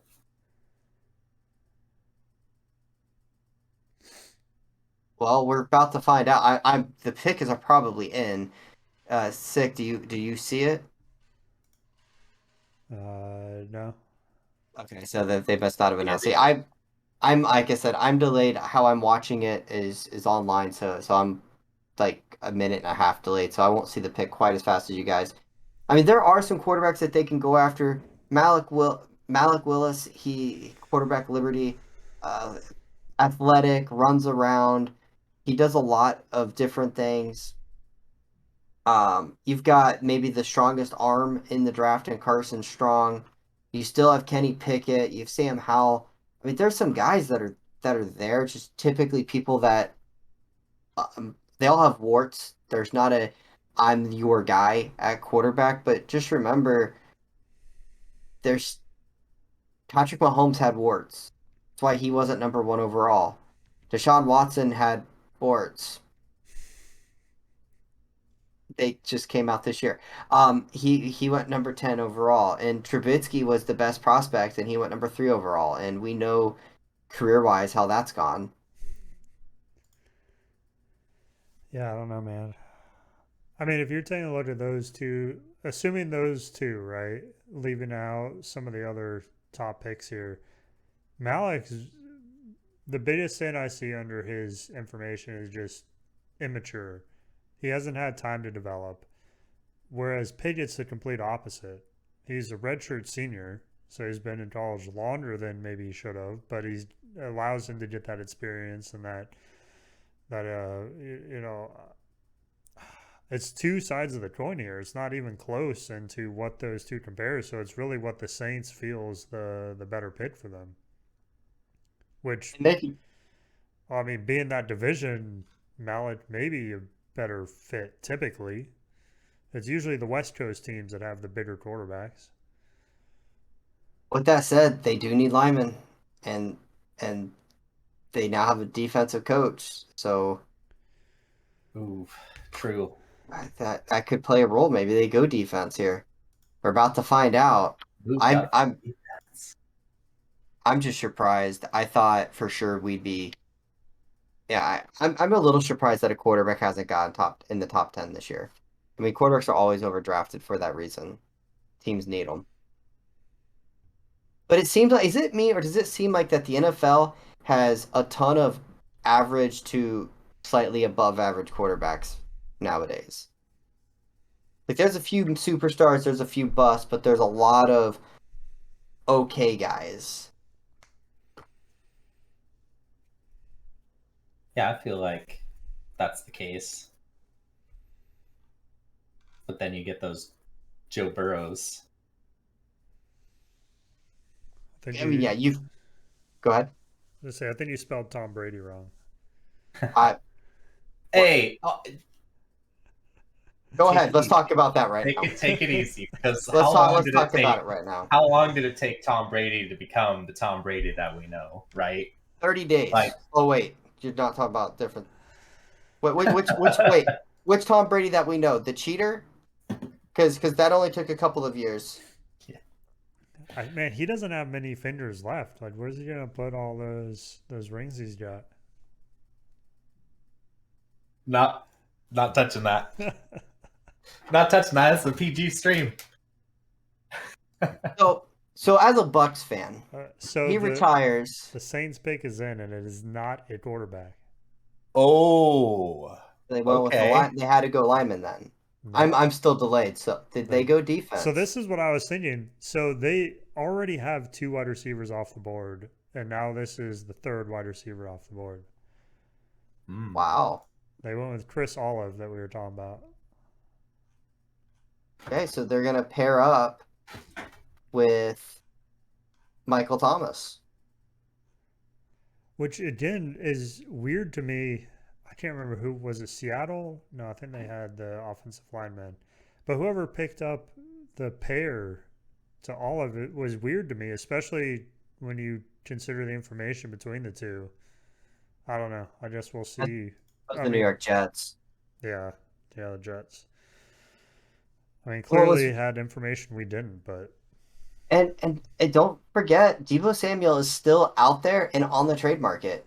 The Jets could still try to make a push to get, maybe they view Deebo Samuel as their number one. And they needed a guy that's fast that can be the slot receiver. yeah. I mean, that's kind of what they did. It's interesting the Saints going receiver here. I thought that they'd move up for a quarterback. I did not expect them to go receiver. But I can understand what they did. I mean, you look at what the Bengals did. They said, forget the offensive line. We're just going to drop back, chuck it deep, and let my receivers feast. They got Michael Thomas. Now they get this kid, and they don't need an offensive lineman. They got a quarterback that can heave it up there with the best of them, Mr. 30 for 30. That's 30 touchdowns and 30 picks, Mr. Jameis Winston. As a Bucks fan, does this get you a little nervous? The Bucks secondary not being the best and them loading up at wide receiver? No, because we can't beat the Saints even if we want to. So Even with Jameis Winston as QB? Come on. You got Brady, the greatest quarterback of all time. Wink, wink, nudge, nudge. So the Lions traded up too. Now the Lions are on the clock. What?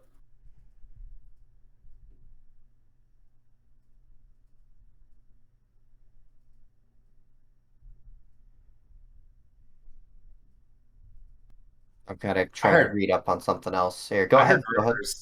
I heard rumors that a lot of teams were thinking about trading out of their spots to move down, but it doesn't look like that's the case. Yeah, I mean, this is another interesting pick because we know that they have Jared Goff at quarterback, right? Oh, ooh, G-Man, G-Man. Huh. What? I'm uh I'm gonna need you. I just got information. You did? I saw something flash on my screen. I don't want to say it quite yet. I want you to get the what's happened here, but some team might have just made a very large bid to try to trade up. What team? Eagles? I wonder what team I might be talking about, G-Man. Why would I talk about that, G-Man? Well, what's the trade? Keep me in suspense. Well, I don't know because the Lions did you say they traded up to Yeah, Lions. So Saints were number 11 pick. Lions were number 12, which looks like it's already in, but we're still waiting for verification. And now Eagles are 13. What? There you go. That's what I saw go through. I know some people that are actually at the draft tonight, So they made a comment that I saw flash through my screen there. Hmm. G-Man, what do you think? The Eagles trading up. God, if they pick a quarterback, that's 3 years in a row. There's no way they're That's taking a three quarterback. years, or not a quarterback. Sorry, wide receiver. That's 3 years in a row. I don't know. I wanted them to get one of these veteran wide receivers. I know the cost is high, but if you're going to give Jalen Hurts a fair shake, get him one of these veteran guys, you know? And if you're sold on Jalen Hurts like they said they were, they're going to hold out, make him the starting quarterback. I guess I don't know who they're going for, so like I can't really say that. I think I I don't know think their pick yet, but if they go for wide receiver, to me, I feel like it's just kind of unfair. I feel like they need more on the defensive side of the ball than the offensive side of the ball. so. The Saints to trade up from the 16th to the 11th gave up their 16th overall pick, their 98th overall pick, and 120th overall pick. The Lions receive they traded from 32 to 12, and here they go. They've got to be taking a quarterback here. No, There's no what it just came in. wide receiver Jameson Williams. Yep. Wow. They traded the number 32, the 34, and the 66 overall pick to move up to number 12, and they get the 46. So they basically traded a first, the second pick of the first, and a third round pick to move up to 12 and to 46. Not a bad trade. Yeah, I'd The say I like that. Especially they've already had what another pick in this first couple tens, so mhm. I think that works well for them. The Eagles have traded the 15th, the 124th, the 162nd, and 166th pick to move up to the 13th pick. So they Mm. basically gave up a fourth round pick and a fifth round picks there, it looks like, to move Yeah, up to the 13th. I don't typically love moves like that, but it's not the worst thing in the world. we did get a bunch of those picks from this. Not those, but like we did get some picks from the Saints when we traded them. We Yeah. swapped first rounds. And that's what allows them the flexibility to do this. So uh Williamson Williams, I cannot speak or read apparently. This is the guy that I know that Death by Jay is very upset about. He wanted him to fall to Kansas City. That's no longer the case. Uh Sick. Do you happen to have the draft? Actually, I do. Let me find him here. I have the guy on the receivers there. Jameson Williams, this Ohio State transfer. He's fast. Hmm. He real fast. I Yeah, wish I had his. Go ahead. well, it looks like he's coming off of a torn ACL in the national championship game. Oh, he was that guy. Is in.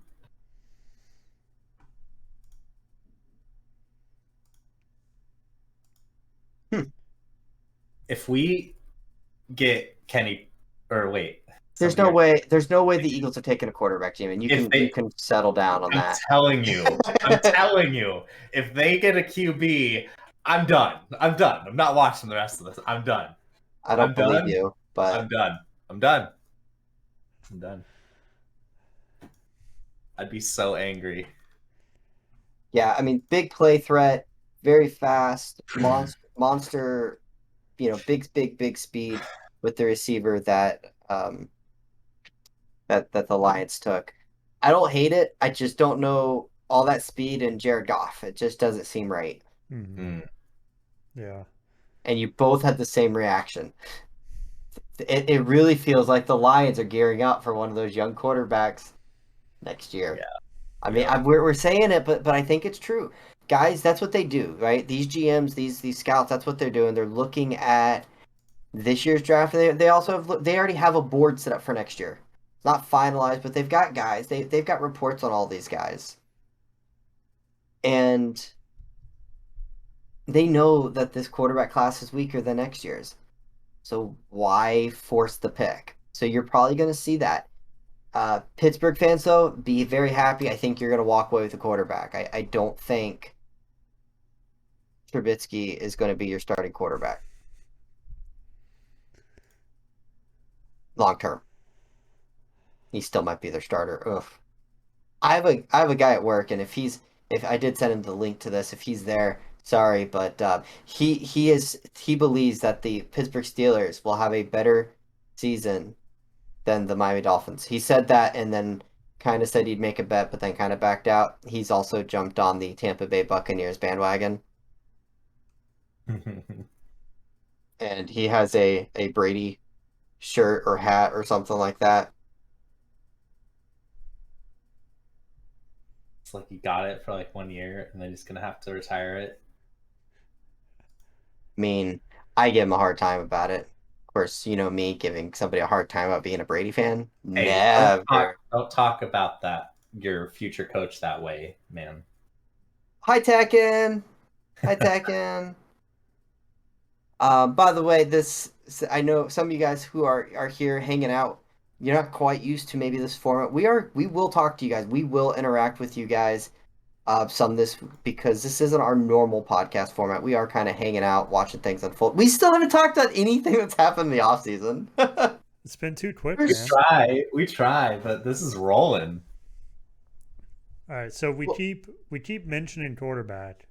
Who's going to be the first to take the quarterback? We've had 2 trade ups.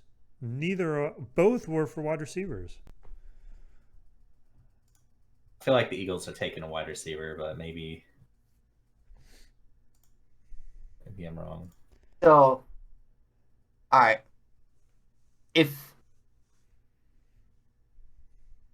it's got to be the New Orleans Saints at pick 19. See, then Oh, wait. 19. Yep. And then followed by the Pittsburgh Steelers at 20. And while they won't do it, the team that should do it at 21 should also pick a quarterback because Mac Jones is just downright terrible. Yeah, I saw today they didn't pick up his rookie option. Who? Giants. Oh, for Daniel Jones? Yeah. Yeah, that doesn't make sense for them to do it. I think he's a subpar quarterback.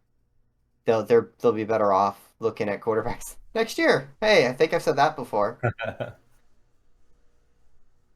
All right, so G-Man, what position do the Eagles need the most here?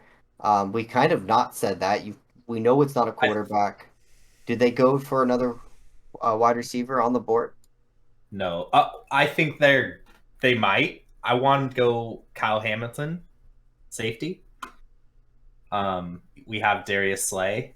I feel like another safety would benefit us a lot, but I don't know. I feel like they're going to go wide receiver, and you know Howie and draft aren't the best. We could have had Justin Jefferson. I'm pretty sure at one point we could have had DK Metcalf. Like, there you go. 2 5th-round picks, a 4th-round pick, and the 15th overall pick to move up 2 slots. I don't love that. I really don't love that. I feel like that's a lot to move up for 2 slots. But if you really truly believe in a guy, you move up to get your guy, and that's what the Eagles did. They have the draft capital to do it. I think that safety makes a lot of sense. I wouldn't surprise me at all to see it go that way. That makes sense with that defense that the Eagles have. I hope so. There's no way they're taking a quarterback this year. They're all in on Jalen Hurts. They have to be. I hope they are. They said they are, but I don't know. You don't trade a 1st-round pick into next year, so you have 2 first rounds next year.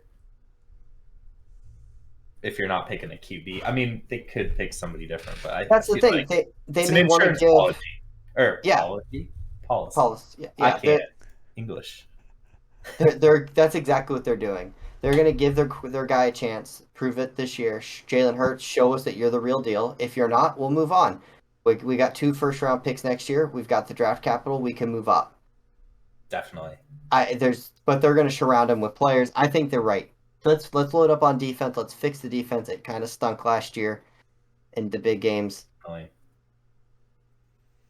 Yeah, that playoff game said a lot against the Bucks. Said a lot. I mean, we talked about it. I mean, the Eagles did not beat a single team that was a good team. So let's fix that defense, and maybe they can beat a team that's a good team. I'm not like I'm willing to give Jalen Hurts one more year, but you know, if it doesn't pan out, it doesn't pan out. But you have to do your due diligence and give him somebody to throw to as well. Like you have Jalen Reagor, which needs to hit the road. You know, you have Devontae Smith, which is really good, but I feel like he was not utilized. And the pick is in Jordan Davis for the Eagles. Jordan Davis. Oh, I hit a button. 6'6", 330 pounds. And my screen just. So I talked about University of Georgia being stacked on the defensive line. Once again, going defensive tackle from Georgia. This guy is if I they had 30. so many good players, but I want to say he's a monster. He's a kind of a definite 2 down guy. The question is, will he be? I want no, that's not him. But he's the monster. I believe he's got the pass rush ability. 2021, he had 32 tackles and 2 sacks. Okay, maybe he doesn't have this pass rush specialty like I thought he did. I think you're thinking of Wyatt, the other Georgia defensive tackle or lineman. No, it sounds like so. This is interesting because again, we're going off of a draft guide, right? We're kind of looking at some of the information here, but the first sentence for this guy, Davis is one of the most interesting evaluations in the entire draft because there's a number of significant question marks about value versus talent. So you trade up for a bunch of question marks. It's interesting. It's weird. I don't get it. I feel like that guy probably would have fell to you. Yeah, that's what I'm saying. I don't know. 15, right? Yeah, so he is their run stuffer, big body, hard to move, does a lot of good stuff, but he's not flashy.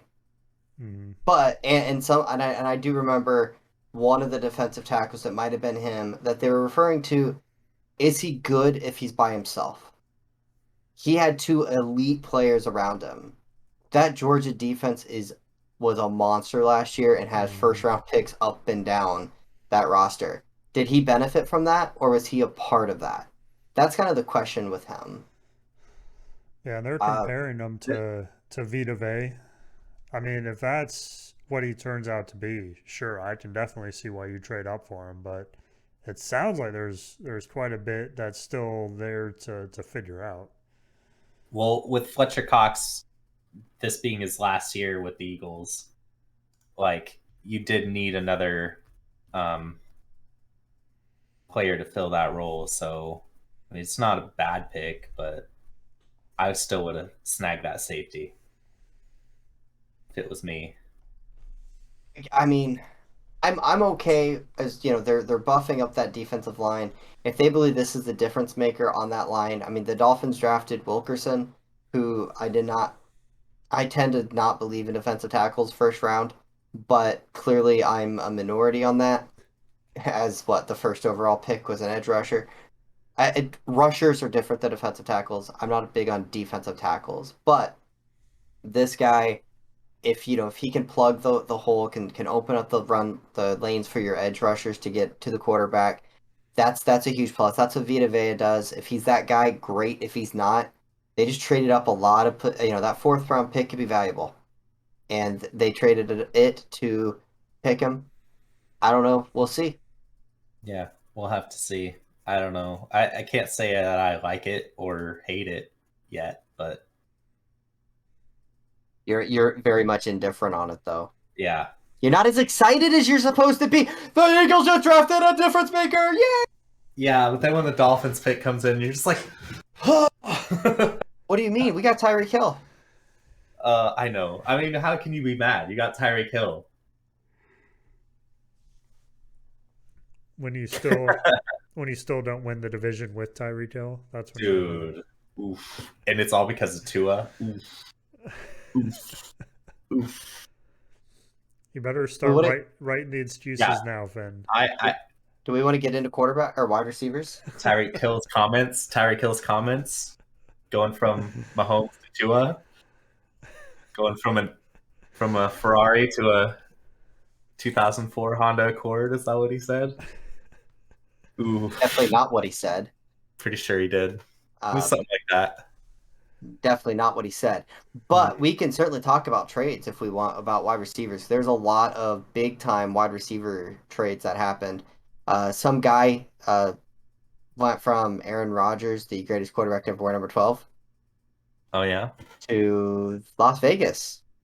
Devontae Adams, Ooh, kind of a big trade. Set the whole market, gave him 30 million, set the wide receiver market on fire. Sick. When you saw that, that hurt the Green Bay Packers. As a Bucks fan, you had to be a bit excited. What'd you think about everything? I can't believe. I don't know. I want to say I can't believe you let a player like that go, but that's what this entire offseason's been. So I guess it's not too out of the ballpark for me. But what is it? Is it Carr still the quarterback there? Derek Carr. I They just mean, signed an extension, so he yeah. is the guy.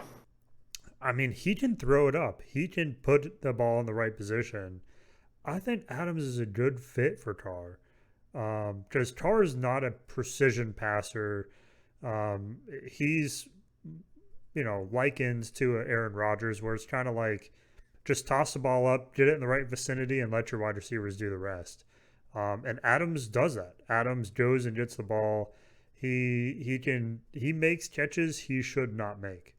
And with Carr's ability to just get the ball in the right position, I don't know. Could be interesting.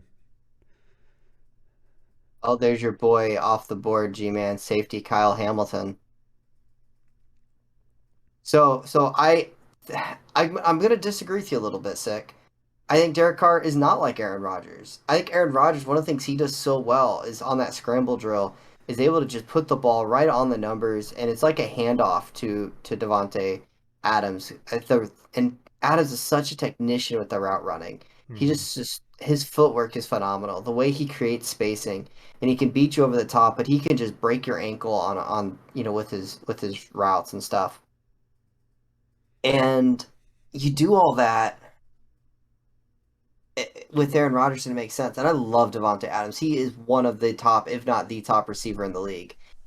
And then he goes to the Las Vegas to Carr, and I just, man, I mean, you make fun all you want going from Mahomes to Tua. Going from Rodgers to Carr is every bit the Just as drop. bad. It's just as bad, I think. I It's mean, just as bad. and Carr has always been kind of a middle pack, maybe a slightly above average quarterback, but it does make that division much more difficult. I mean, you've got Kansas City, you've got Denver, you've got the Raiders, and I feel like I'm missing a team. Oh, the Chargers with Yeah. with Yeah. with Herbert. I mean, that is an absolute stacked division. All four of those teams have made big time moves. I I'm glad I beat them Breaking up. news. Ravens has. Oh man. Yeah, I did see that. I just wasn't sure if that had been Ravens made a big official. trade, sending Hollywood Brown to the Arizona Cardinals. That's interesting. For their first round draft pick, I believe.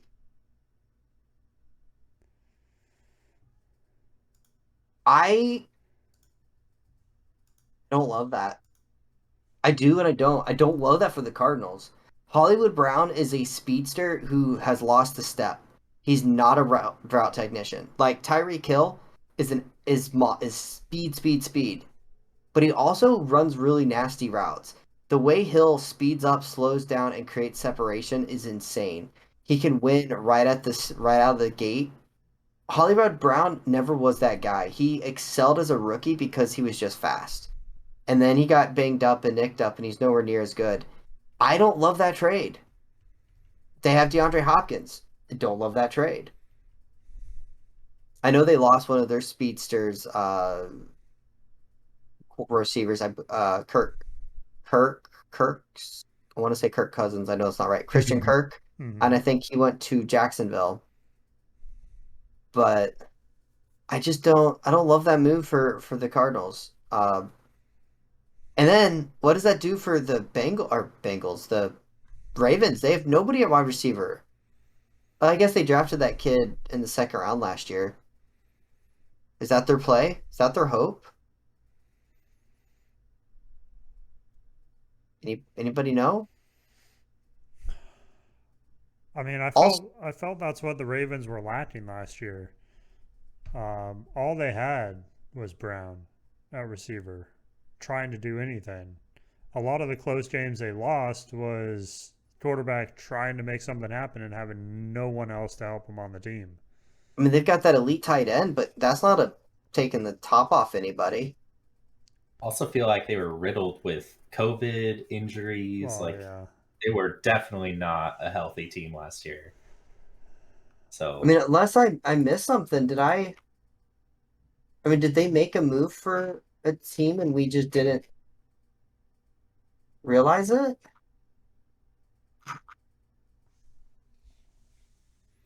No, they didn't sign any receivers. So Baltimore Ravens. Well, let's see what they do. I mean, they've got to take a receiver with that pick, right? I mean, here's just Googling Ravens wide receivers. You have Brown, Bateman. Bateman's the guy they traded for. He's a rookie. That's pretty much it. I can't tell He- you. I don't know any of these other names. yeah, yeah, true. I I don't see any of them either. that's a puzzling trade. But what was not a puzzling trade is the Tyreek Hill trade, and we'll find out more of my thoughts on that later, G-Man. So the Houston Texans selected offensive lineman Kenyon Green. Believe he is a guard. That's who the Bucks wanted. Okay.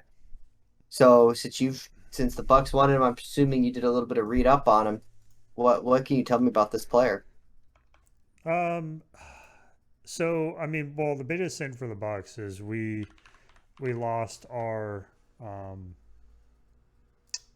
guard after last year was Marpet.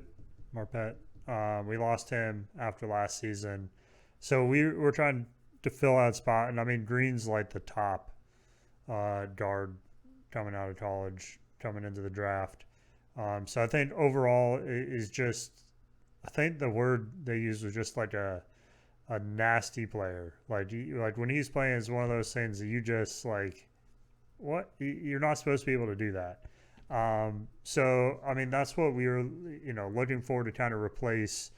Player we lost is a all pro, if not one of the best guards in the league. So trying to replace him is not going to be easy. And this guy is definitely like, he's right up there to be a superstar. So I can't fault, who was it in the Texans? Yeah, it's interesting. But yeah, I mean, I think when we were taking a look, there was who's the other? Yeah, Zion Johnson. He's the 2 overall guard. He's another monster. So I think those are the 2 that we were really looking at for guards. So definitely a good pick for sure. So I saw something run through the bottom of my screen. It's actually from Simon Clancy, the guy whose draft guide we're using a lot of to get our information from. He brought up a point.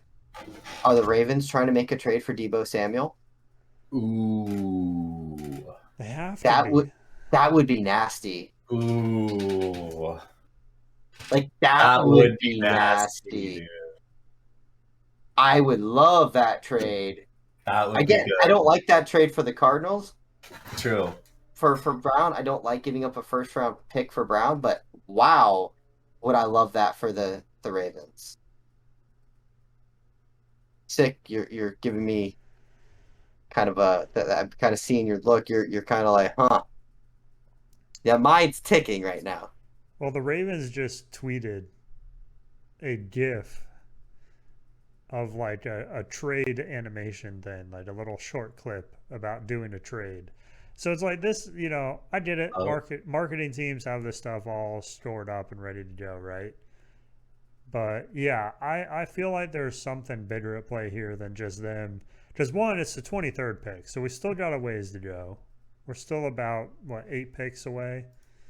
Yeah, exactly 8 picks away. So they're doing this on purpose. They still want time to do whatever they're trying to do. And but let's face it. What is the market for a top receiver? A late first and a late second. Mm-hmm. Well, they got the late first.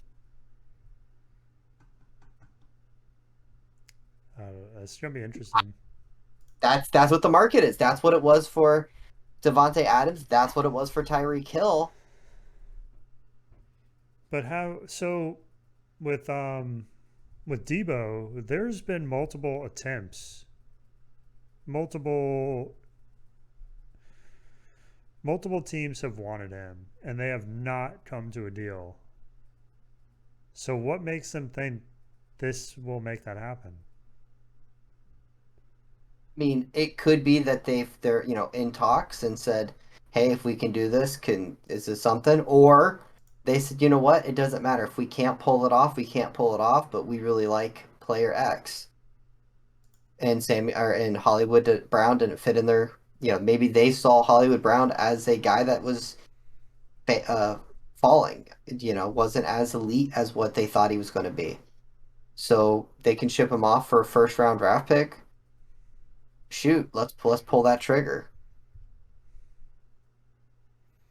Dude, can you imagine being a player on this day? Like you're Marquise Brown, and you just get traded like I don't know, like a commodity. You're now living in Arizona.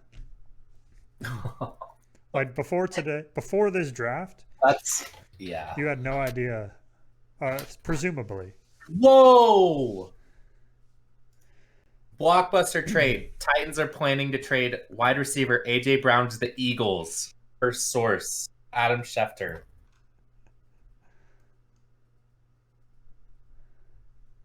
Amen. Just talk us through your thoughts, man. Whoa! Like I said, I told you guys. I'm like, we need a wide receiver for Jalen Hurts. If you're gonna make him your quarterback, you have to have somebody else to throw to besides Jalen Reagor. That's your guy. That's your guy. Wow. But what did they trade for him? The 18th overall pick and another third round pick. That's it? That's about the value that Miami gave. Yeah. And also because it's the 18th pick, much higher than what the others are. But you're also gonna have to pay him $30 million. Oh, I know. well, I mean, it is AJ Brown. But yeah, I mean that. Yeah, I got I like it. that's I like it. I like it. wow. I like it. What are the Titans gonna do? Is it the Derrick Henry show and that's it? That's what it's always been. But AJ Brown and I like it. Julio Jones were supposed to be elite. Julio Jones obviously failed. And AJ Brown gone? I mean, wasn't he injured last year or something? Like he did not have a very great. He was banged up a little bit. He only had 5 touchdowns last year. Wow.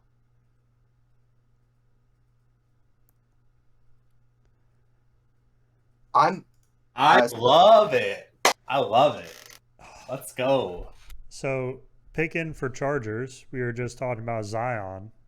yeah, He just I've picked seen up. that. I didn't want to say anything there. So We missed a couple draft picks there with everything going on. I'm sorry, I kind of No, overstepped, but I was like, oh, that's bigger news. I'm all about that. Our teams take priority. Those are the teams that we're experts on. So I'm I love it. 100% with that. Just a quick recap. Washington ended up taking wide receiver Dotson from Penn State. They get themselves another receiver to pair up with McLaurin. I like it a lot.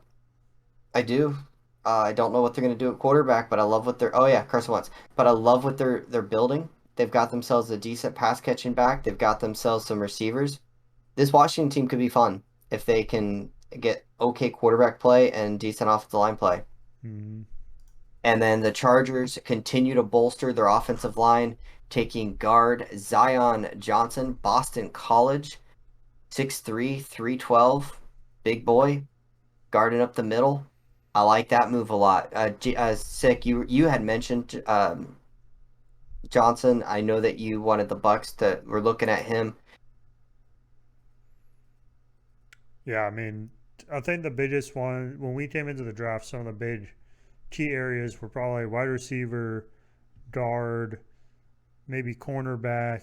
I mean, that's what Bucks were looking at, and Johnson was one of those that you can't pass him up in this draft if you need those positions. So, yeah, I mean, kind of sad to see.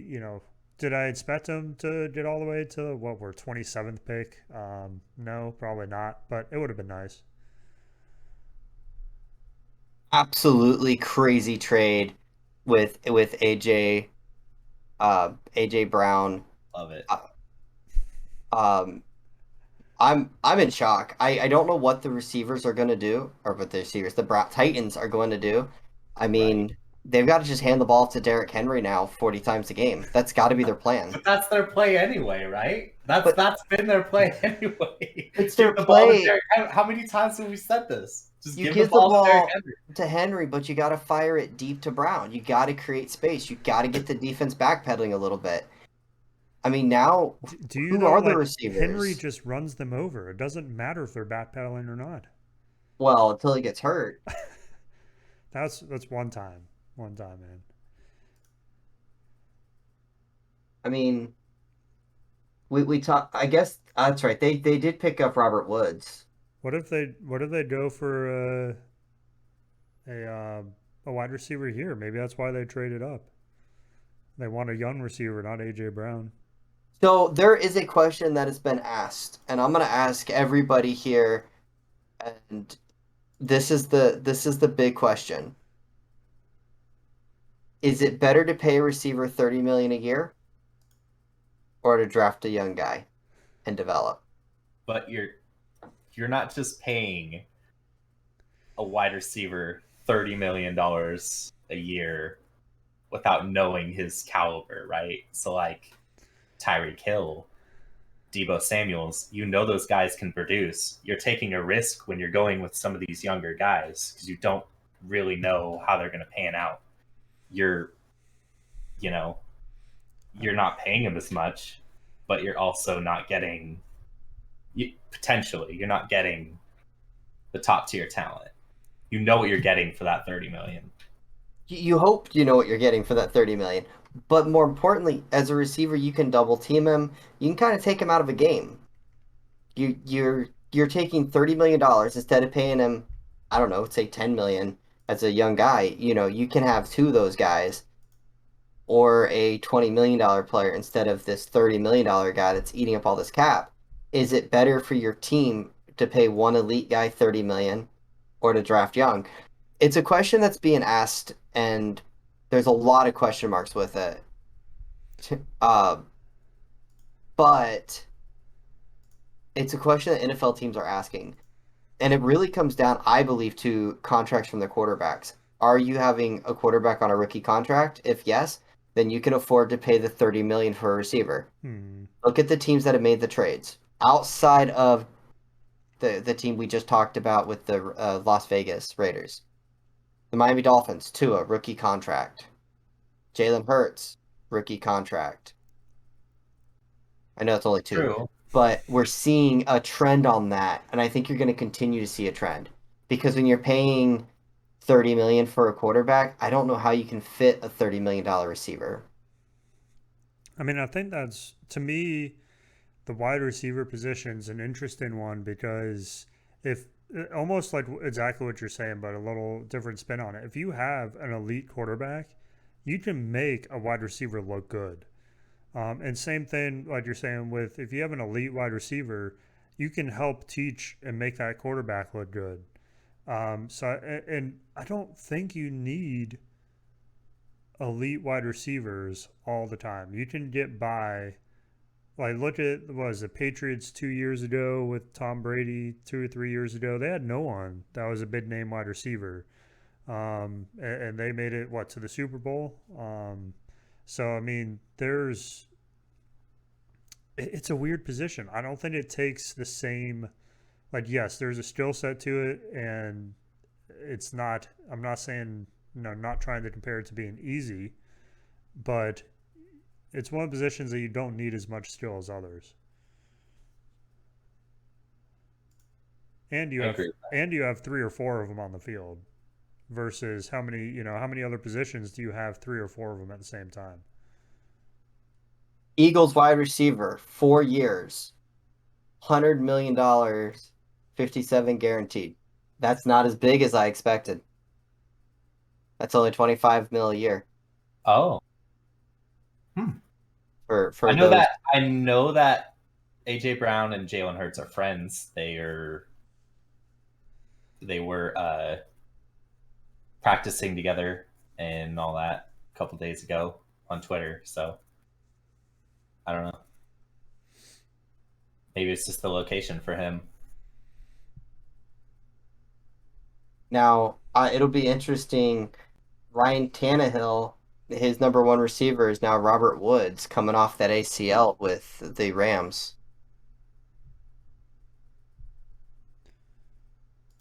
So I'm gonna, since we talked about Debo Samuel here, I'm gonna, and we'll get back and catch up with the draft talk here in a second. I'm sure some picks went through my internet cable just dropped there, so I actually don't even have it up right now. There's some questions about him because he was amazing last year, but they used him as a running back. Running back shelf lives are short. They get beat up. If you pay Debo Samuel that much money, you're assuming that he's an elite receiver who can do things that other receivers can't do. Do you risk injury and constantly feed him the ball and have him run and catch? Do you focus him as a receiver? What do you do with a talent like that? Do you run him into the ground and say, if I get 3 years of productivity, that's 3 years of productivity? Or do you try to make his career last 10? I don't know. If you're the 49ers and he made it abundantly clear he doesn't want to be a hybrid, being both a wide receiver and a running back, right? Would you just make him purely a wide receiver at that point? I mean, do you want to keep the guy? I mean, he They said that. extended the olive branch. I mean, that's one of the things he did say, or I believe he said, or it's been kind of insinuated, that he sees himself as a receiver and he's worried about those catches and touches kind of hurting him down the road. Yeah, I mean, I can So see that. Like, to kind of get back and where I'm sick, I'm going to ask you this question too. I just want to kind of jump back real quick. The Tennessee Titans with the 18th overall pick did select wide receiver Arkansas Traylon Burks. This is from Pete Prisco on CBS. Basically, big-bodied receiver for a big-body receiver. They're similar. He's younger. He's cheaper. So they will be pairing Burks with Robert Woods to go with, of course, Derrick Henry in that offense. So sick talking about Debo Samuel there. What are your thoughts on and kind of what I said there? Would you view him as that guy who can do everything, just a receiver? I mean, I think we're in the current state. A lot of receivers are turning into an everything position, especially if you can do everything. If you're quick enough, if you're strong enough, you got to be quick to do maybe the scoops out to the side. You have to be strong enough if you're going to run up the center and kind of take the ball and, like you said, perform a running back duty. So if you have all those attributes, it's tough not to utilize all of them. As a offense, you can do options where this guy can either be thrown to, he can run, he can go up the gut, he can. I don't know what he's going to do. So you got to kind of plan for everything against players like that. So if you aren't utilizing everything they can do, you're kind of pigeonholing yourself into exactly what the defense wants. But should they do it? Like you said, it's kind of like taking some years off of his career. So if you keep, look at like we said with Derrick Henry, he was, healthy for the first up until last year. All of a sudden, he starts getting some injuries and unable to play most of the season. Is that due to how much they work him and how much he's having to be asked for out of that team? I don't know, but I think what it comes down to is the more you utilize someone, the greater the chance and the greater the risk. And especially if he's that integral to the offense, do you want to keep taking that risk? Like if you have Tom Brady, do you want him doing a quarterback sneak? Do you want him running for the first down? No. Throw it out of bounds and we'll pick it up in the next round, So I don't know. It depends on your play style, your coaching style, and how you're going to utilize them. Yeah, and one thing that I will say is if you look at his splits and his first, I think it was 4 or 5 games, he really didn't rush the ball. He was just a receiver. He was doing really well. He was on track for 1,000 yard season. It was having a great year. He doesn't need to run the ball to be successful, but it does give him a weapon and kind of that overall just that extra spark to an offense that other teams don't have. Mm-hmm. If a running back goes down with an injury, you can go, well, I still have this guy. Well, most teams don't have that. As explosive as, and I keep mentioning him because he kind of is a similar player, different but similar, in Tyreek Hill, that you can hand him the ball behind the line of scrimmage on an end around and stuff, and he's able to turn the corner, but he wins differently. He doesn't take the big shot where Debo can drop his shoulder and plow right through. Um, it's interesting, right? I don't know the answer to it. I'm glad that I'm not a GM making this $120 million decision. That's for sure.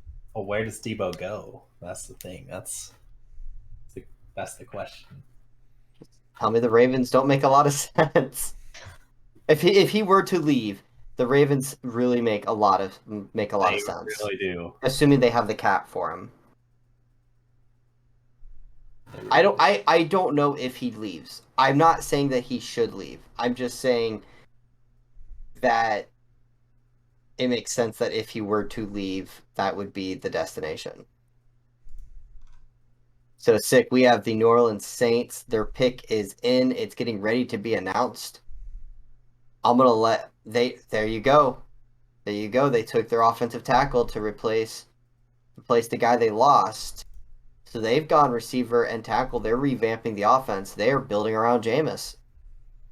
You scared? You think that they're ready to take that next step? I'm telling you, man. I just put the Saints, like, the Saints game is always a field goal kicking game.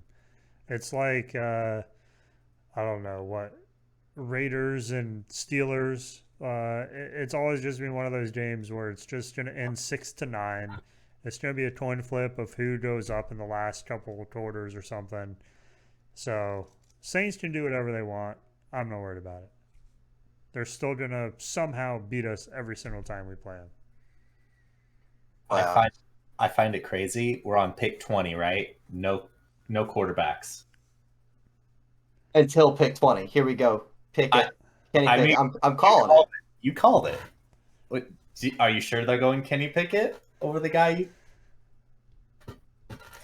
I forget which guy it is. I mean, that would be that just seems to be the fit, right? Yeah. I mean, I don't know. He's from Pitt. He went to college at Pitt, Yeah. Pittsburgh Steelers. Pick is in. Yeah, it's QB. It's That's got to QB. be. It's QB. If it's not a quarterback, right here, right now, I will do absolutely nothing different. My life will be absolutely the same. I'm on cloud 9. AJ Brown, man.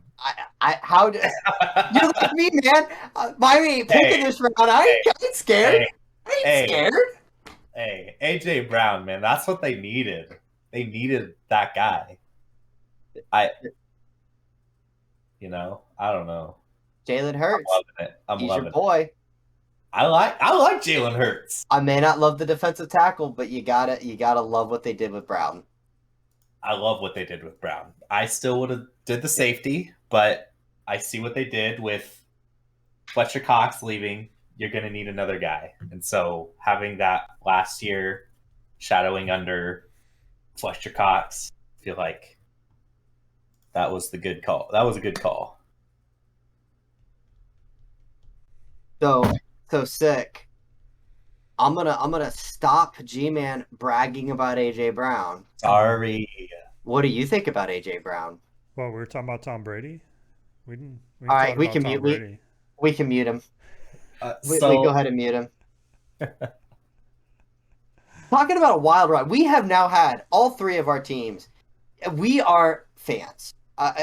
For those who don't know us personally, we are fans of these teams. I'm pretty sure that when I get cut and I bleed, it's aqua and orange. I'm pretty sure when G-Man gets cut and bleeds, blue and silver for the New York Giants pour out of his veins. Yeah. I thought you were going to say Cowboys, but Oh, that was a better one. When Yeah. Sick cuts his arm, a bunch of air gets released, and that's how he likes his arm deflated. Yeah. So we experience the highs and lows of these teams. I could just imagine when the quarterback situation in Tampa was absolutely trash, dumpster fire, garbage, bad, and then Brady comes out of retirement because his family must have been awful.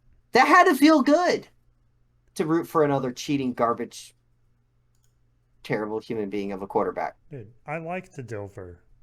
I don't know what your problem is with Dilfer. He has the coolest name. I still wish I had my Dilfer jersey. I would still wear it to this day. Still have that. He's one of my favorite examples of a quarterback. Whenever I hear Brady's the greatest because he has all the Super Bowl rings, my argument is, oh, Super Bowl rings are what makes great quarterbacks. Like, yeah, I go, great. So you're saying that Trent Dilfer's a better quarterback than Dan Marino? Exactly. Now you know. You can- now you you- got it figured out, man. You can go ahead and take a seat and never speak about sports again. I actually said to somebody, so you're telling me Dilfer's a better quarterback than Marino? And his response to this was, well, I didn't see Dilfer play. And I said, well, let me tell you something. I did. He ain't Marino. He never was close to Marino. You can sit down with your ring argument. Goodbye. Bye-bye. See you later. Deuces. Sayonara. He's got a pretty good career as an analyst now. I remember he was on ESPN, and one of the things that you never do when you are public speaking or on TV is chew gum. And he was sitting there with this wad of gum just, and he would talk, and you could see him like swinging the gum from side to side. And I just was looking at him going, and you're paid money to do this? Dude, so he always looked to me like a baseball guy, and that just kind of solidifies it for me. Pretty much. So, do we think? I mean, we all agree this is good quarterback, so we're all wrong, right? Kenny Pickett, right? It's got to be. We are so good when we all agree on something. Oh yeah, I know. It's probably not going to be because I think we all agree on it. I mean, their best fit from CBS is center Tyler Linderbaum, corner Andrew Booth, or off to lineman Bernard Raymond. There's no mention of quarterback. I don't know. I mean, I think it is. I don't mean anything. No, it doesn't mean anything. We are just as much in anticipation We as you can guys we are. can just talk over the Patriots pick because nobody cares, right? Yeah, I plan on talking about Tyreek Hill around that pick. So yeah. So, While we're waiting for this pick, I'm gonna drop some water. All oh, right. absolutely. So I'm gonna go ahead and I'm gonna kind of I'll wait to talk about Tyreek Hill until six Oh here yeah, because yeah. he'll want to hear it. But go ahead, G-Man. What does AJ Brown do to the team? How do you think the uh, whatever your team is, the Philadelphia Eagles are going to use him? And just talk about your excitement while six away. Listen, okay, that's what we needed. I think it's only gonna make the team better. We have some rookies on there. You know, we have Devontae Smith that could learn a lot from somebody like AJ Brown. You know, so I don't know. I feel like I've never seen the Eagles with that type of talent. Like in my time watching the Eagles. Yeah, Kenny Pickett, Kenny Pittsburgh. Pickett. We called it. We got something right finally. So so we are as a group. It What made all the sense in the world. What do you think about AJ Brown? Did you already say? I don't even think you said. I think AJ I'm Brown is an hyping up elite. AJ Brown. I got you. I got you. AJ Brown is an elite player. He's built different. He's built different than Devontae Smith. He's big bodied. He's fast. He's strong. He's powerful. He can do it all, and he will fit well with what the Eagles need. And that's that. He's a bona fide number one, and that gives Devontae Smith that room to be a technician on the field with his route running ability. That's exciting. Now, if only they had a quarterback to get him the ball. I know. Here's my thing about Jalen Hurts, though. He doesn't read very well. He doesn't Doesn't read. read the field well. He, Yeah, he, he might he's not you who doesn't read a book. I know. Listen, yeah, I can't read very well, but he cannot read very well. We bought this draft guide and, Listen, and if you give everything. me $30 million, I could learn to read. So Pittsburgh Steelers, they end up doing what they needed to do, and they select quarterback Kenny Pickett. Pittsburgh fans have got to be excited. He was a 5-year starter for Pittsburgh, and really though, it's kind of confusing. He didn't show up until his senior year. He made one of those plays that everybody talked about, and I'm sure they're going to do the highlight. They just did it actually as I went to say it, where he faked the slide and then he goes to the end zone. I understand the hype around this kid. I do. I get it. But I personally am scared of him. He would not have been the guy I take. He's the guy that I take if I'm Pittsburgh, but he's not the guy I take on my team. Hey, listen, if you have a quarterback that they haven't made a rule after, it's not a quarterback that I want. Okay, Deflategate. By the way, I just saw the Chiefs traded up for the Patriots pick. What? Death by Jay. Get ready. That they've got to be taking a wide receiver here. Which guy? Which guy? There's so many off the board already.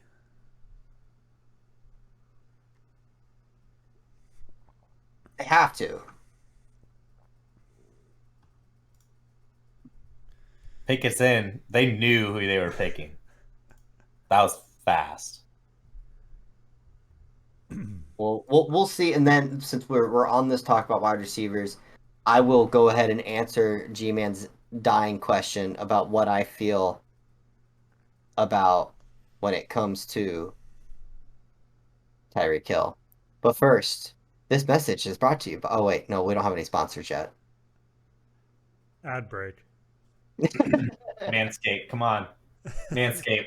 Let's We're go. not. You're not a podcast unless you're sponsored by Manscaped. Right. Raid Shadow Legends. Right. Right. Shadow Legends, dude. Heck yeah. So, one thing that makes a lot of sense from a lot of different people is Jermaine Johnson, defensive end for the Chiefs. They could use that defensive end, get some pass rush. That would help them get to the quarterback, be able to take down a Russell Wilson, be able to take down Justin Herbert. Defense is what they need. They were kind of weak a little bit last year on that. Of course, they're now missing a key piece of their offense, but they have got some guys that they can replace them with Juju Schuster, uh, and they also signed the speedster from. Uh, oh my goodness, I am drawing an absolute blank on names, but the MVS from Green Bay Packers. So they think that they can replace what they lost in Hill by using a couple different guys and use the scheme and use the big brains of their coordinators and coaches there by Andy Reid. We'll see what happens. I think you very well could see them go defensive end here and kind of bolster that defense. Yeah, I've always like the way Reed runs his offense and the plays he comes up with and the creativity. I could I'd be confident in giving him any personnel and knowing that he'll figure something out with them. Yeah, and that's what he's done. I used to say that I actually believed that they needed a receiver like Juju. I did not expect them to ship away Hill. But one of the things that it allows them to do is have that technician on the field, the route runner, that can get the first down, that can use the footwork and the route running to take advantage of how defenses play all that speed that they have and allow Mahomes to feast on the underneath coverages. I thought Sammy Watkins being down for the Super Bowl against the Bucks was actually a massive loss because Watkins was kind of that guy. Hmm. So they've kind of replaced, like I said, they got MVS, they've got Juju with Schuster. That's a lot of good. So now we'll see what they can do. Their pick is in. Green Bay's got to take a receiver here as well. I'd be shocked if Green Bay doesn't go a wide receiver. Kansas City did not go wide receiver. No. Now they go defensive end. Oh, they went corner. Corner. Trent McDuffie. Okay, that makes sense too. They're. I mean, they need defensive help. That's one of the Uh, first corners I think off the board. so Don't think we've seen too many of them. well, we saw two corners go off the board with Sauce Garden and Yeah, Stingley. Yeah. Stingley. Isn't it? Oh, Gardner. Gardner. Saucer. Sorry. Close enough.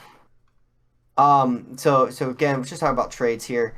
The the Chiefs traded their first one in 21 overall is what they got. They gave up the number 29 pick, the number 94 pick, and pick 121. Not terrible. They gave up a third and a fourth to move up 8 slots. I kind of like that pick for both teams. I understand it, so I'm not mad. If Death by Jay is on board here, I'd love to hear what he thinks of this. Um, Yeah, it's one of the positions Bucks are kind of looking at too, cornerback. mhm. But I think who was the one? I think it was. Yeah, I mean the number one, theoretically, right? Number one overall position rank Booth. He's still out there, isn't he? Thought he got taken. Let me see. Did he? No, he Wow. is not. We've got Yeah, he's still out there. well, no, you're right there. Johnson, Probably the Johnson, next pick. That's probably the next pick. Green Bay. You think so? Maybe. Yeah. I I'd mean, be I'd be shocked. They don't need corner. yeah, Green Bay doesn't need corners. if he can fall to the Bucks, I feel like that's gonna be their pick. It Or would. maybe they trade up for him. I don't know. I said I wouldn't be surprised to see Baltimore if they stay put. They don't. If Mm. they didn't have a trade, I could see them going corner. I could also see them going receiver again. They're gonna need receiver help.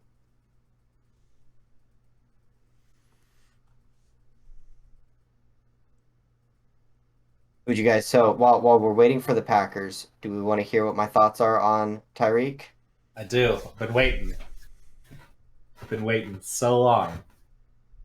All right. So I love the idea of Hill. I love the idea of Hill and Waddle. How do you guard those guys? They're both elite speedsters. They can run. They can run fast. They're the fastest 1-2 receivers got to be in the league. And you now have to guard them. Tua is deadly accurate.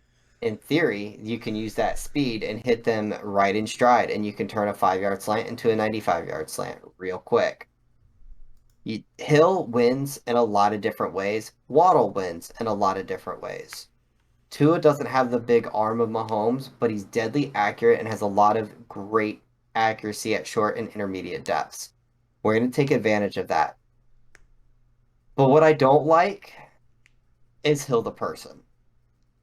He had that mess up in college. That was a bad mess up where I believe it was he punched his pregnant girlfriend.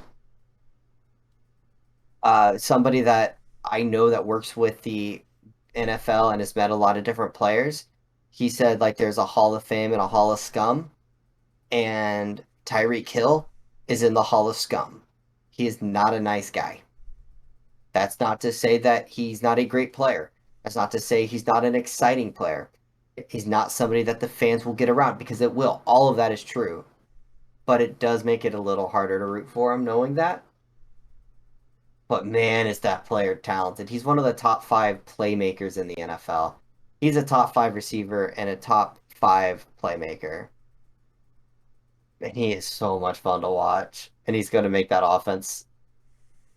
And all that stuff you said, you're going to forget all about it. I won't forget it. You're going to I forget won't forget it when you're watching him run down the field through teams, just running through teams. You're going to be like, yeah! So, Am I wrong, Sig? Ravens... Am I wrong about that, Sig? You think I'm wrong about that? I do not think you're wrong about that No. at all. No, I'm not. I think you're underplaying it, actually. He can be in denial all he wants. I'm not saying I won't.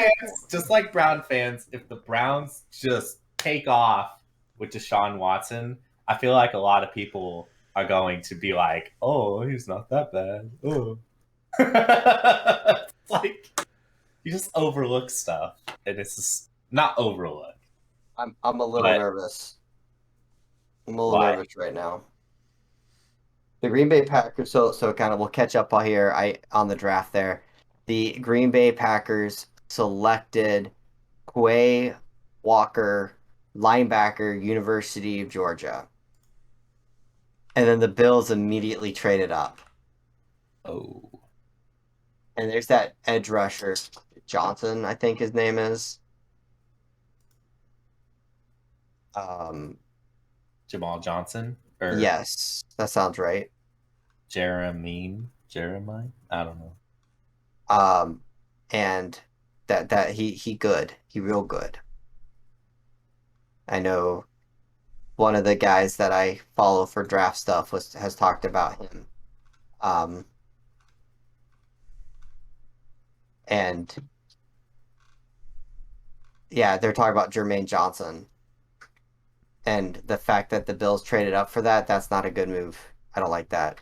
And the Bills are stacked. Remember, they went out in the offseason and they signed a couple of players. So they feel the pressure. They feel the heat by the Miami Dolphins.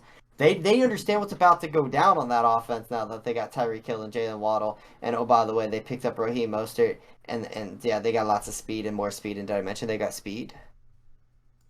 If Mostert can make it past the 5th play of the season.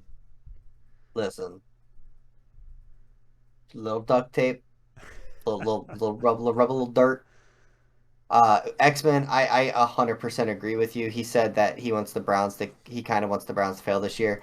I will not be a Browns fan. I will not be rooting for the guy that was doing all that stuff there. And allegedly, I guess I should say, we will say allegedly.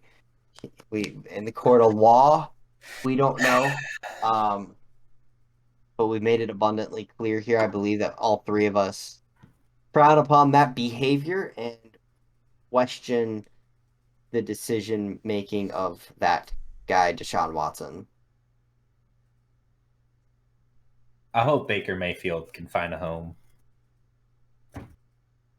Don't know where. I know. It just sucks. He was done so dirty, I feel like.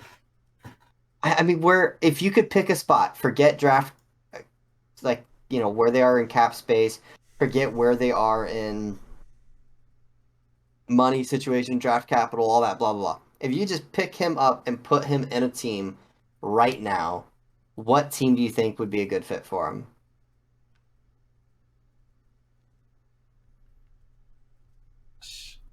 Out Seattle? I would I say mean, Seattle. I think he'd fail in Seattle You think he'd fail in Seattle? if Russell Wilson couldn't succeed. That's Is true. That's true. I That's mean, true. they want to run the ball and play old school. I That understand the Washington over G-Man's boy. I would have said Washington, but I was just kind of You're trying to trying to look think of a for different. teams without quarterbacks right now, and I guess yeah, Seattle for a reason. Like they didn't do that great last year, but Vikings, no. I mean, Saints? yeah, I can't really pick who with Sean Payton out. I don't remember who's going to be taking over there, but Defensive coordinator. yeah, it could be interesting him being at the Saints. That's kind of the team that I was thinking as well. If he had Sean Payton there, I would Agreed. 100% say he needs to go to the Saints. I 100% agree with you. We had a lot of other moves. I mean, we've really kind of not talked a lot about some of this offseason stuff. Um, who do you think had? I mean, really, what team had the worst offseason? That's kind of a question. I'll kind of go first since I have an uh, answer. I think Green Bay had the worst offseason. I hmm, think they went from a Super Bowl contender to just a playoff contender. hmm. They lost their top two receivers, and um and some stuff. I I think they downgraded at a lot of positions. Yes, they have Aaron Rodgers, but I question a lot there. Um, did the Cowboys really do anything off season? I mean, And they the traded Broncos, Amari Cooper, but yeah, they kept they kept their other young receiver. yeah, I don't know. I'd s- so I'm looking it up to see all the changes, but I would have to go Falcons. Who do the Falcons have left? Good one. I think Washington that's a winner. Commanders. Washington Commanders. That Carson Wentz pick is going to bite them. But the thing is he's better than what they had. Ah, I. All right, the Buffalo Bills select cornerback. Yeah, a cornerback. All right. Elam. Move up for him. Really? I I'm down. Yeah, I don't get it. so I thought they were going to pick Booth. I thought for sure, but then I was like, well, the only team I really see taking Booth would be the Ravens or the Bucks. They're already before the Bucks. And Ravens, why would you trade them for someone you wanted? That makes no sense to me. I don't know. I don't know why they I would don't pick him. know. I know as somebody who watches occasional Gator game, I don't remember this kid, Elam. That makes me wonder, is he really that good? I mean, he's a first round pick, and I'm not hating on it, but I'm kind of hating on it.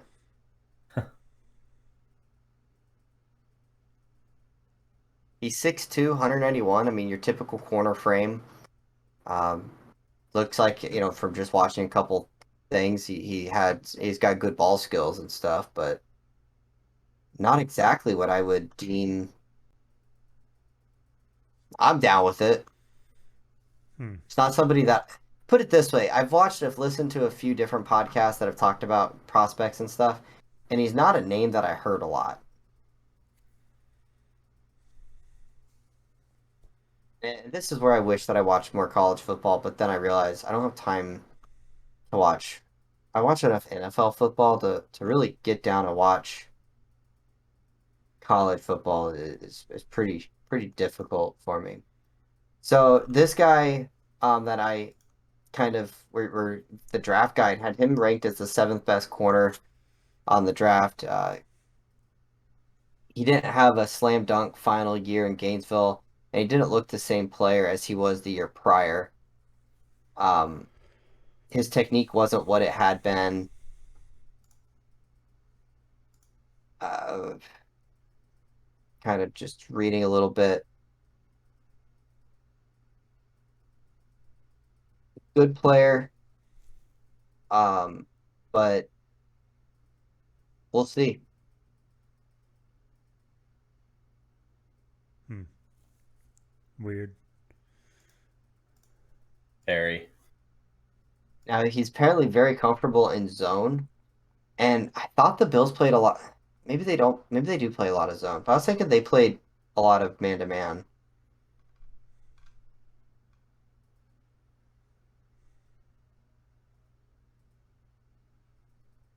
He's 20 years old, so he's young. Does need some development.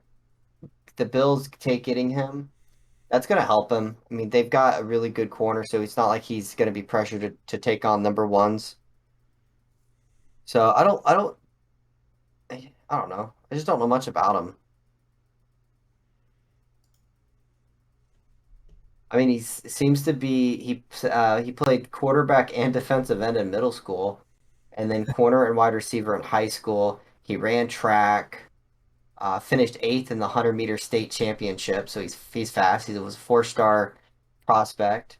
His father played 7 years in the NFL. Oh god. Um, I just looked up and saw the Cowboys headquarters. I cringed a little bit. that's your team, No, it's not my team. Jerry Jones. I don't wear jean shorts Jerry, and Jerry. Oakley's. I don't drive a diesel wearing Oakley shades and jean shorts, okay? That's your typical Cowboys fan if I were to picture one. So here's another question I'm going to ask about the offseason here. Outside of the obvious Denver Broncos, what team? That's the team we didn't mention was Seattle, who traded Russell Wilson. Anyways, outside of the Denver Broncos, what team improved the most from this offseason?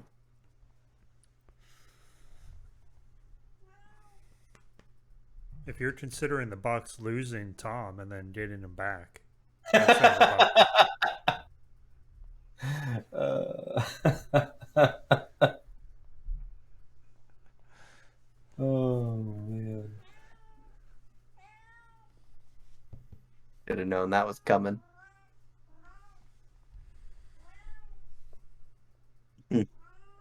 I asked this question. I don't have an answer. I don't have an answer either. I'm just kind of trying to go through some of God, the I feel like the Dolphins had a pretty good off season. I mean, like, just not knowing anything about it, like, I just remember the list of players. Like, they're a They got- sleeper in off season. They just picked up. I don't know. I Tell love their me. head coach. I love their head coach. They got themselves an elite left tackle, a really good left guard. They got Tyreek Hill. They kept their defense intact. Kind of hard not to love what they did, right? Yeah, that's what I'm saying. Like, I feel like if there was a winner, I feel like the Dolphins. No one's talking about them, but I feel like they did really well. I'll tell you a team that I think made a lot of really good moves. The Chargers. Mm.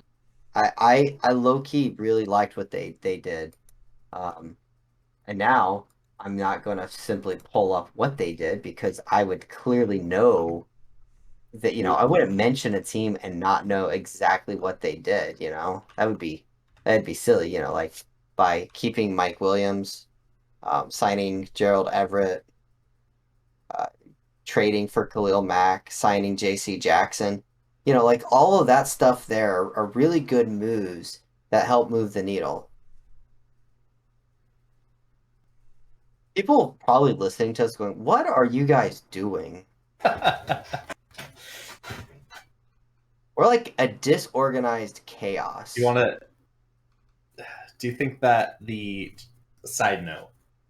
Do you think I know we kind of poked fun at it in our Discord, but do you think that Jacksonville Jaguars is going to be good under Doug Peterson? You think it's going to change at all? Will it change? I would be willing to put money down that they will not be the worst team in the league next year. I'd say so. In 3 years, will I say that this is a good coaching staff and a really good team? No, I don't. I think the only way that happens is if Mr. Quarterback Trevor Lawrence turns into the all-pro that I think he is, and he carries a bad coaching staff. Yeah.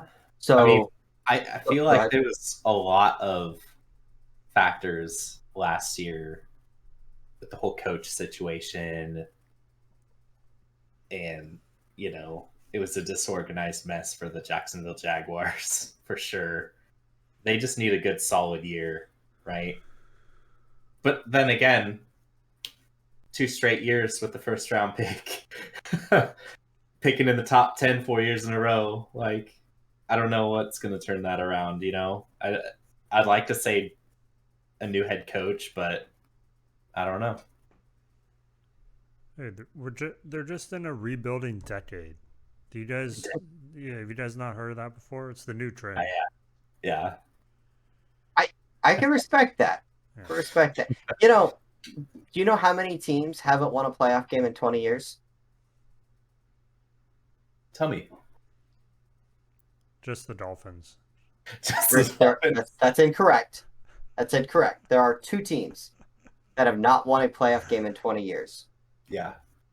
Spoiler alert, Dolphins are one of those 2 teams. Do you know the other team? Is it the Texans? Wrong. Cowboys. Wrong. Lions. The Jacksonville Jaguars have won more playoff games than the Miami Dolphins have in 20 years. I hope it changes. I hope your team can even get to the playoffs this year. If your team doesn't get to the playoffs this year with Tyreek Hill, what's your excuse going to be? Fire everybody? That's why I said he better start, just keep a notebook next to you, Finn, and every time you think of an excuse, just write it down. So when it gets to the end of the season, you have at least 10 of them ready to go. Listen, I have his last year excuses all over my phone, and I'm sure you do too. I'm sure he's just going to recycle. He's just going to recycle last year's excuse. Well, I got it. What was our coach's name last year? Yeah. Did that? Your head coach looks like a Starbucks barista. Okay.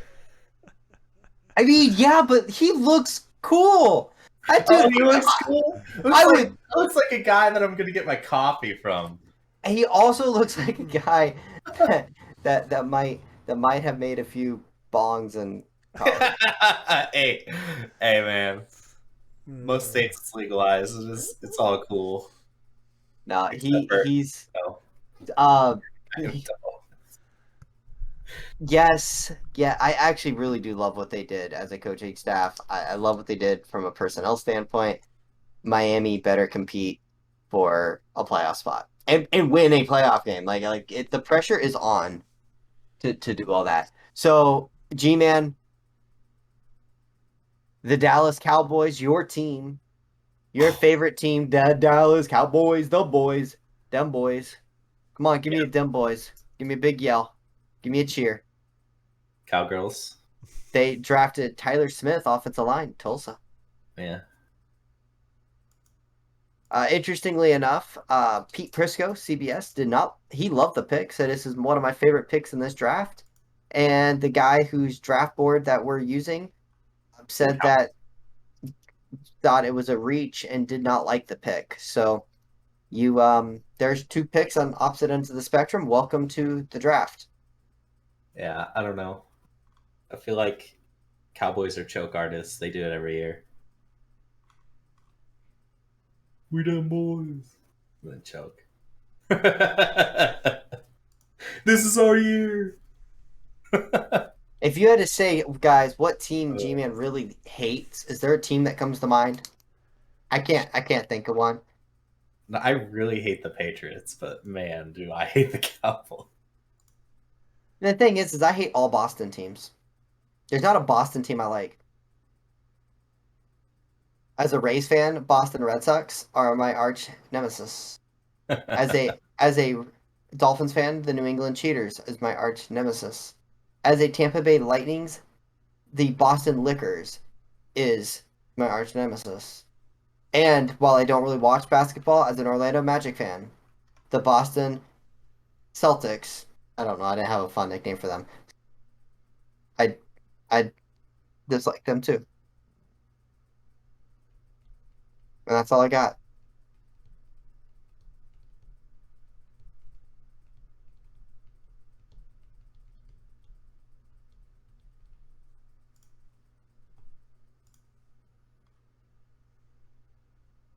So one thing that I'm gonna say that's kind of been aggravating me a little bit is that my my draft guide is so laggy, and I don't know why exactly it is being dumb, but like it's almost not readable.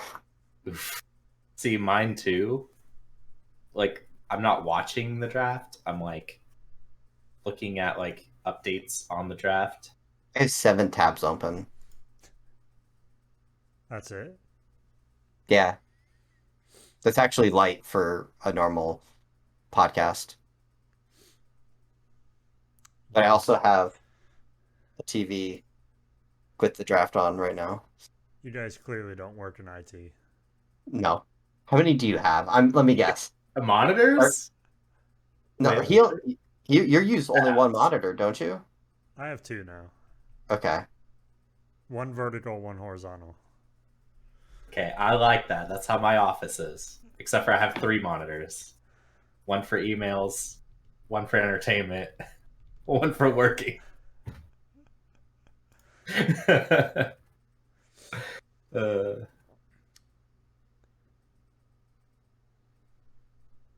Now, when you can barely see the icon on each tab because the tab is so small, then that's when you've gotten to a good spot. So, uh, enjoy grabbing some food, Harley. I know me and Sick, we got ourselves in football mindset. I went to B Dubs and got some wings. Yep. Sick, he got himself some wings, not from B Dubs. No. G-Man, what did you have for dinner too? I had JoJo's and some buffalo chicken strips. Close What enough. are JoJo's? JoJo's are like potato wedges. You know you don't know what those are? What? I thought that was a Potato restaurant. wedges. No. I'm with you, Finn. Wait, it's like a potato cut long ways. I don't know. You just might have to just look it up. JoJo's, man. JoJo potatoes. Yeah. He's not wrong. They're It's potato wedges. They're literally potato wedges. Yeah, that's what I said. Potato wedges. You're the weird one, not me. You are Roganonians. No, you're the weird one, not me. Best coast, worst coast. Wrong time, correct time. Correct time. That's why I still get 3 more hours than you. We have, you know what EST stands for? Exact standard time. No, Do you know what PST stands for? Perfect standard time. Yeah, I didn't have anything. perfect. I was hoping you did it. I did. DST stands for correct standard time. Right? They didn't know what JoJo's were. Man. But anyways, you What if were in the football Jets? spirit. I can get down with what you said. What if the Jets pick up Debo right here? Just do what the When Eagles did the did. Jets get back in this pick? Did they trade up? Did they? If they did, I missed it. I think they are. So sounds like another trade, but I don't think they've announced it yet. Um, Which so we'll kind of I think we missed the last pick if you want to announce it. well, yeah. So the Baltimore Ravens selected the top center in the draft, one of the best center prospects that's been around for the last 15 years. They drafted Tyler Linderbaum. He was a prospect that the Miami Dolphins would have been interested in had they kept that number one pick. Really, really good player, strong, smart, athletic, can do it all. One issue is that he's a little smaller. He's not the mauler that a lot of people like at center. He struggles to keep weight on. Sometimes I think he weighed in heavy, but his play weight is lighter, and that is one of those issues with him. But a really really good player. Be interesting how it all works out. Do we know if there was a trade for the Jets? It says pick is in. It didn't say trade pick, so I don't know. Okay. Oh, the It could Jets. be. No, that's right. The Jets traded up to get to that pick. Hmm. It was who'd they trade? Wasn't it Patriots? I think it was Patriots. And the Patriots just keep trading down. No, the from Tennessee. So Tennessee traded down. So Tennessee was picking at 26. Okay. Hmm. Yeah, that's right. Yeah. This definitely this takes the Jets out of the running for Debo altogether.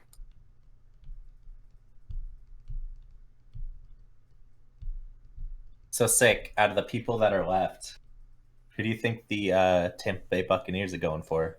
Dude, I don't know. Who do you want them to go for? I mean,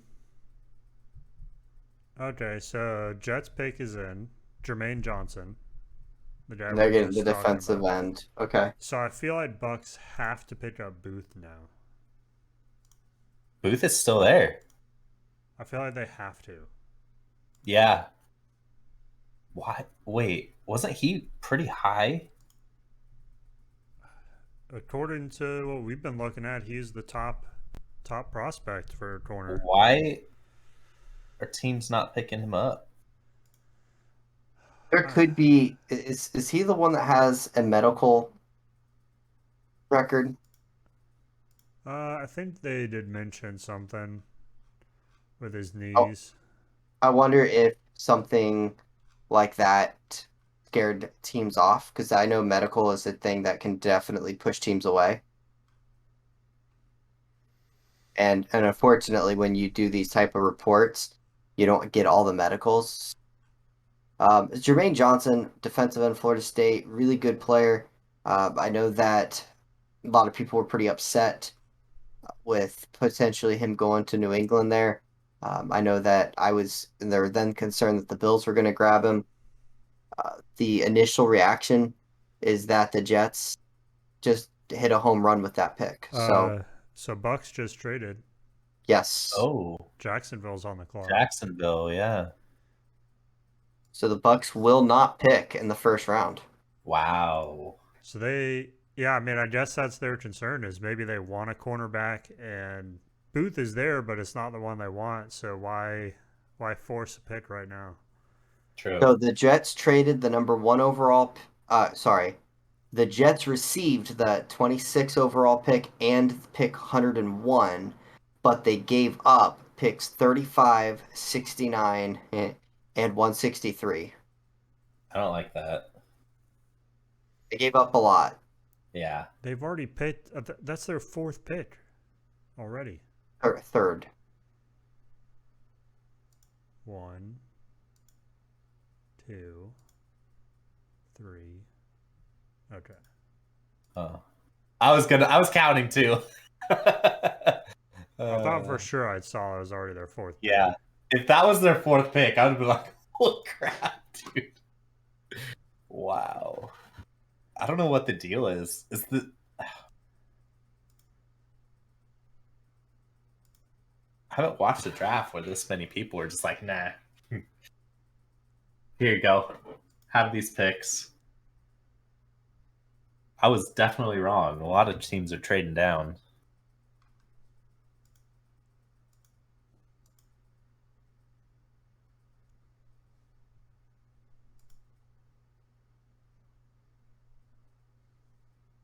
Man, multitasking is not something that I'm really good at, and thankfully we're not in a standard podcast like format. I mean, we're definitely going to upload that. By the way, anybody who tuned in late or wants to re-watch something because we talked about something that you missed, um, we certainly, well, we will be uploading this to YouTube.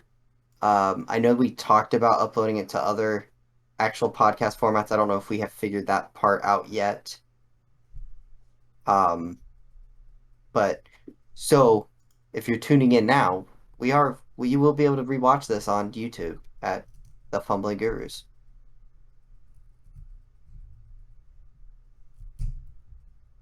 Sorry, just kind of plugging that in for a second. Yeah, no worries. Yeah. Green Bay is on the clock. Pick is in for Jacksonville. You know, it's kind of smart from. I don't know.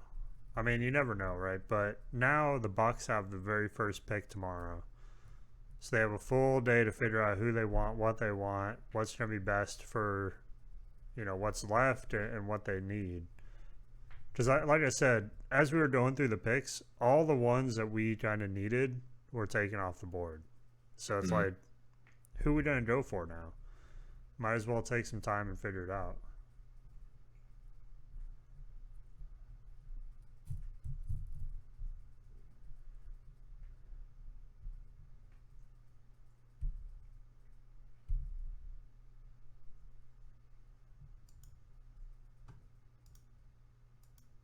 Yeah, I mean, depending on what they got too. I mean, if they picked up, well, I guess we have to see what they got. But if they Oh, picked up like an extra third round pick, it may not, that's not bad to move back just a few slots, especially if maybe they didn't fall in love with a player or something.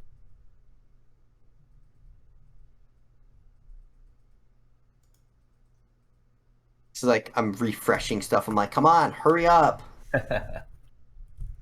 Are you watching it? Like physically watching it? Or I have the draft on. I've got a tab that's the draft trade tracker.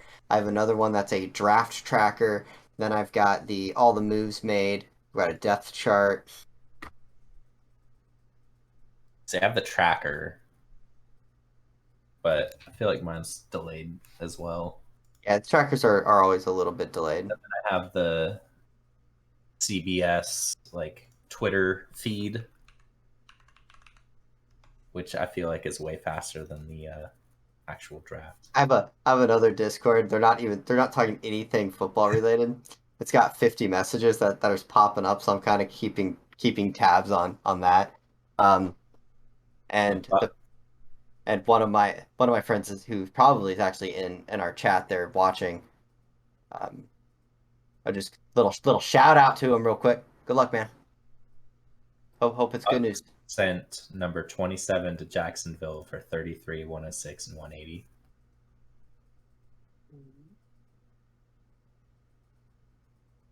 For what was that? For pick number 33, 106, and 180. Yeah, picked up an extra third. Not bad.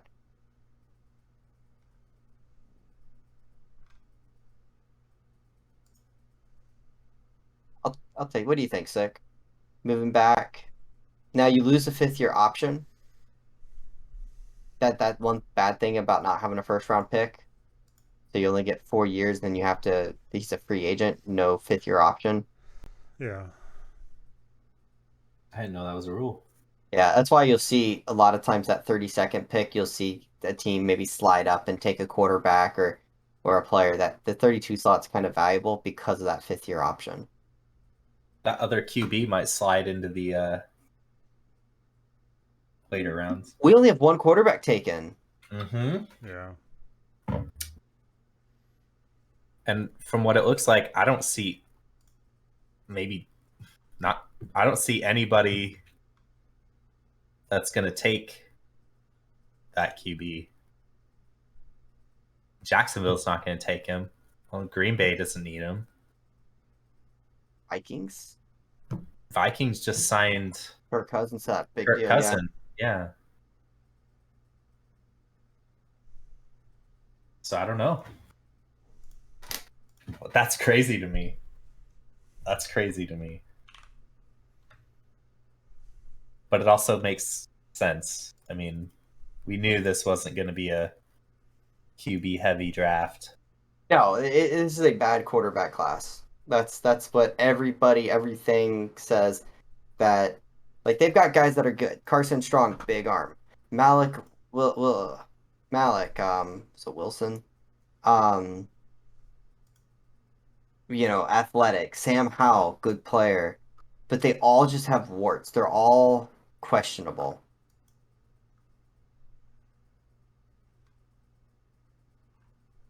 I gotta hop off. I'll be right back, guys. Yeah. No worries. Drink a lot of water. I would laugh if Green Bay trade their pick to trade down.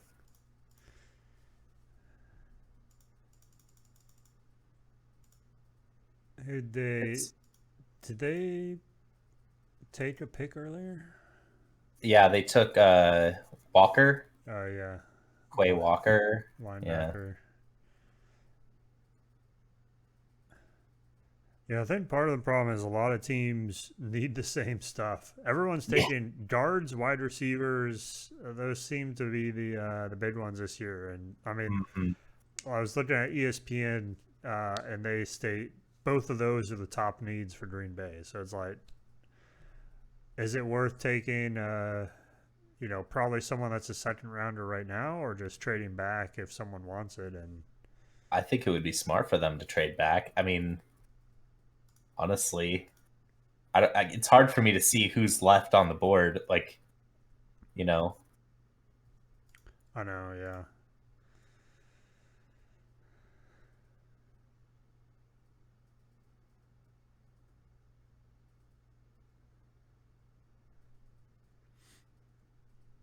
didn't Green Bay pick somebody up in offseason? Yeah, who it was.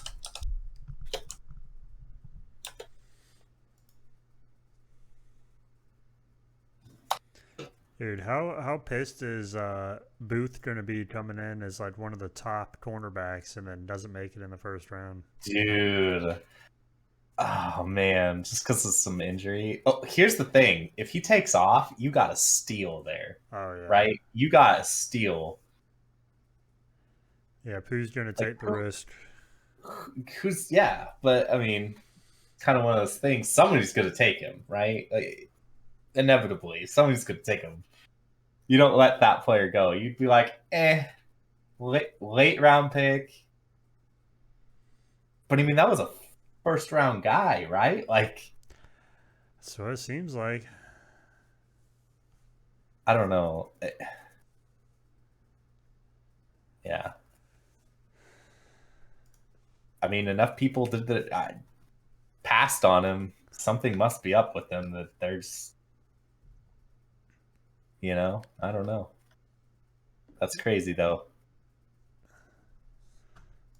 This is why we're not very good. Every year we do the fantasy draft. I always just lock in the guy that has like the top ranking or whatever. Yeah. Is that how you draft? I thought you draft all tight ends. Nah. That was 1 year, man. 1 year where Oh, I okay. didn't make it in time. Listen, okay, I get you. I get you. How did you? You didn't come in last, I don't think. Dude, I it was between me and you to get into the playoffs this year. Oh yeah, that's right. I ended up It was, winning, but yeah. yeah, yeah, you had to lose. Was this the same draft you picked up? Tight ends? No, I think that was a year before I did the Yeah, tight ends. dude, how crazy is this draft going to be though? Like fantasy football wise, with all these shakeups. Oh yeah. Oh man, I can't imagine who's going to be the number one. No, it's gonna be tough to prep and know. Usually like quarterbacks, the teams, but everyone's changed. I don't know who I'm gonna pick this year. Right? I mean, how long has Christian McCaffrey been number one pick overall?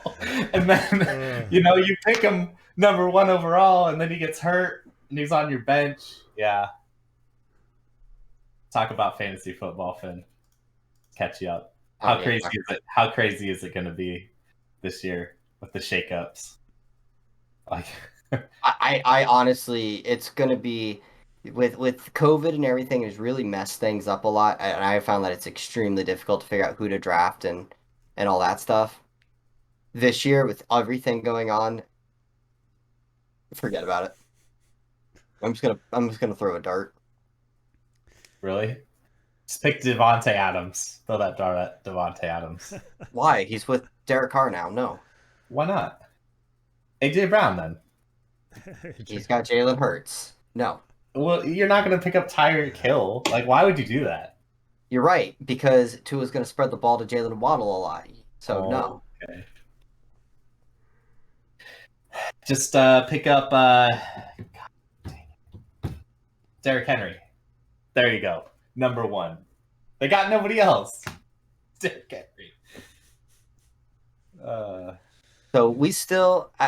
Did I miss a pick? No. Devin Lloyd went to hmm. Jacksonville. It looks like Got Green himself a Bay linebacker. is still picking, but so is the Patriots. They both have So the picks in. it sometimes that can happen depending on how fast they make picks. Uh, I was on Twitter and I believe I saw somebody who spoiled the pick. So I believe the Packers are going Devontae Wyatt, University, Georgia. But I don't know that for a fact. That's just what it kind of looked like. Sick had a good little conversation about how pissed would you be if you were Booth, you know, top guy not getting picked in the first round, just fall just because of your injury. I mean that happened, and that's happened. I mean, Aaron Rodgers was expected to be the number one overall pick and fell to 20, to 23, Wow, didn't know that. something like that. Yeah, that was the year the Dolphins drafted Ronnie Brown and the Bucks drafted Cadillac Williams, both Auburn running backs. Went number two overall, number five overall. Fun little trivia. Dude, you always pick a running back. There hasn't been a single running back picked either. True. No, I didn't. True. So there's a lot of good running backs, but they're all like day two, second and third round picks. They're really not a lot of. There's not an elite level running back, and the running back position's been devalued so much that Yeah. you're. I don't know. It'll take a special guy to be a running back in the first round. And Clyde Edwards-Helaire was supposed to be that guy. He's still pretty good though.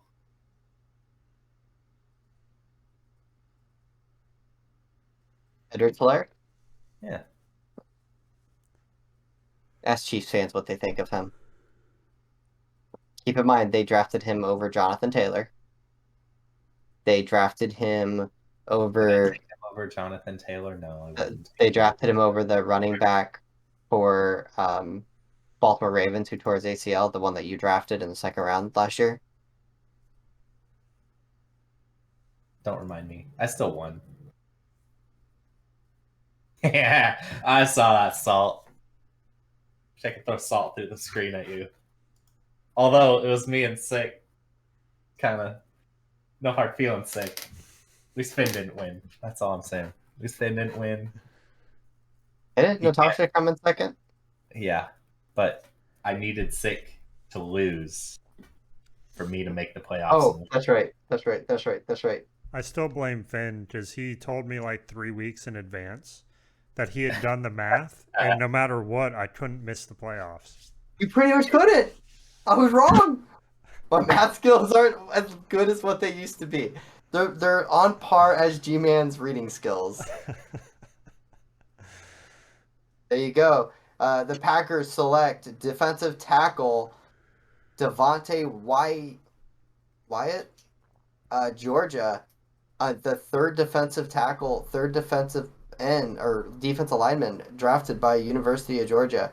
What a season that Georgia team had. And they get to show it. All their guys making money.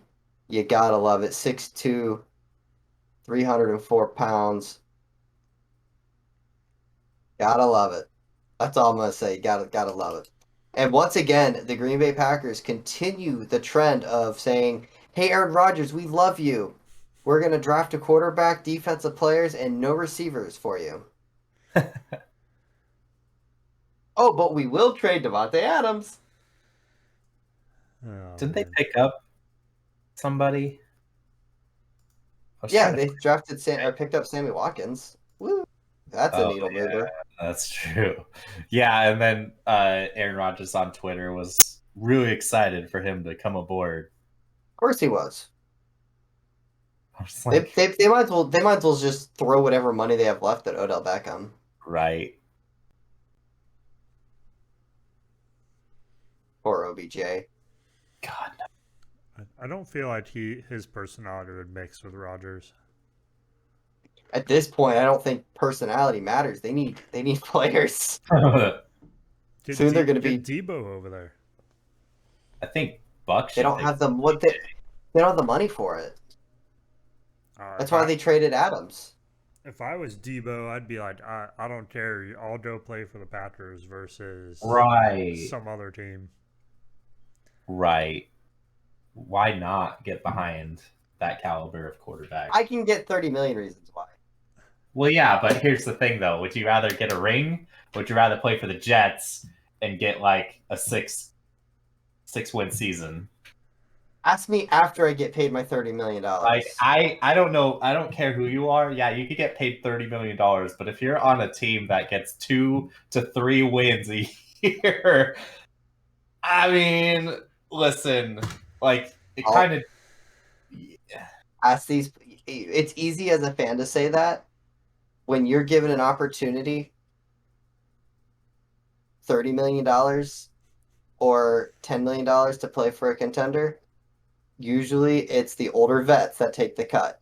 The guys that are making real good, the guys that are in their prime, they're going to take the money, get paid big, get that $150 million in the pockets, have a little set their future, their family, and everything up for life. Then they might play for that ring. Did anybody take a cut when Tom Brady played for the Bucks and they all formed him? Yeah, Tom Brady did.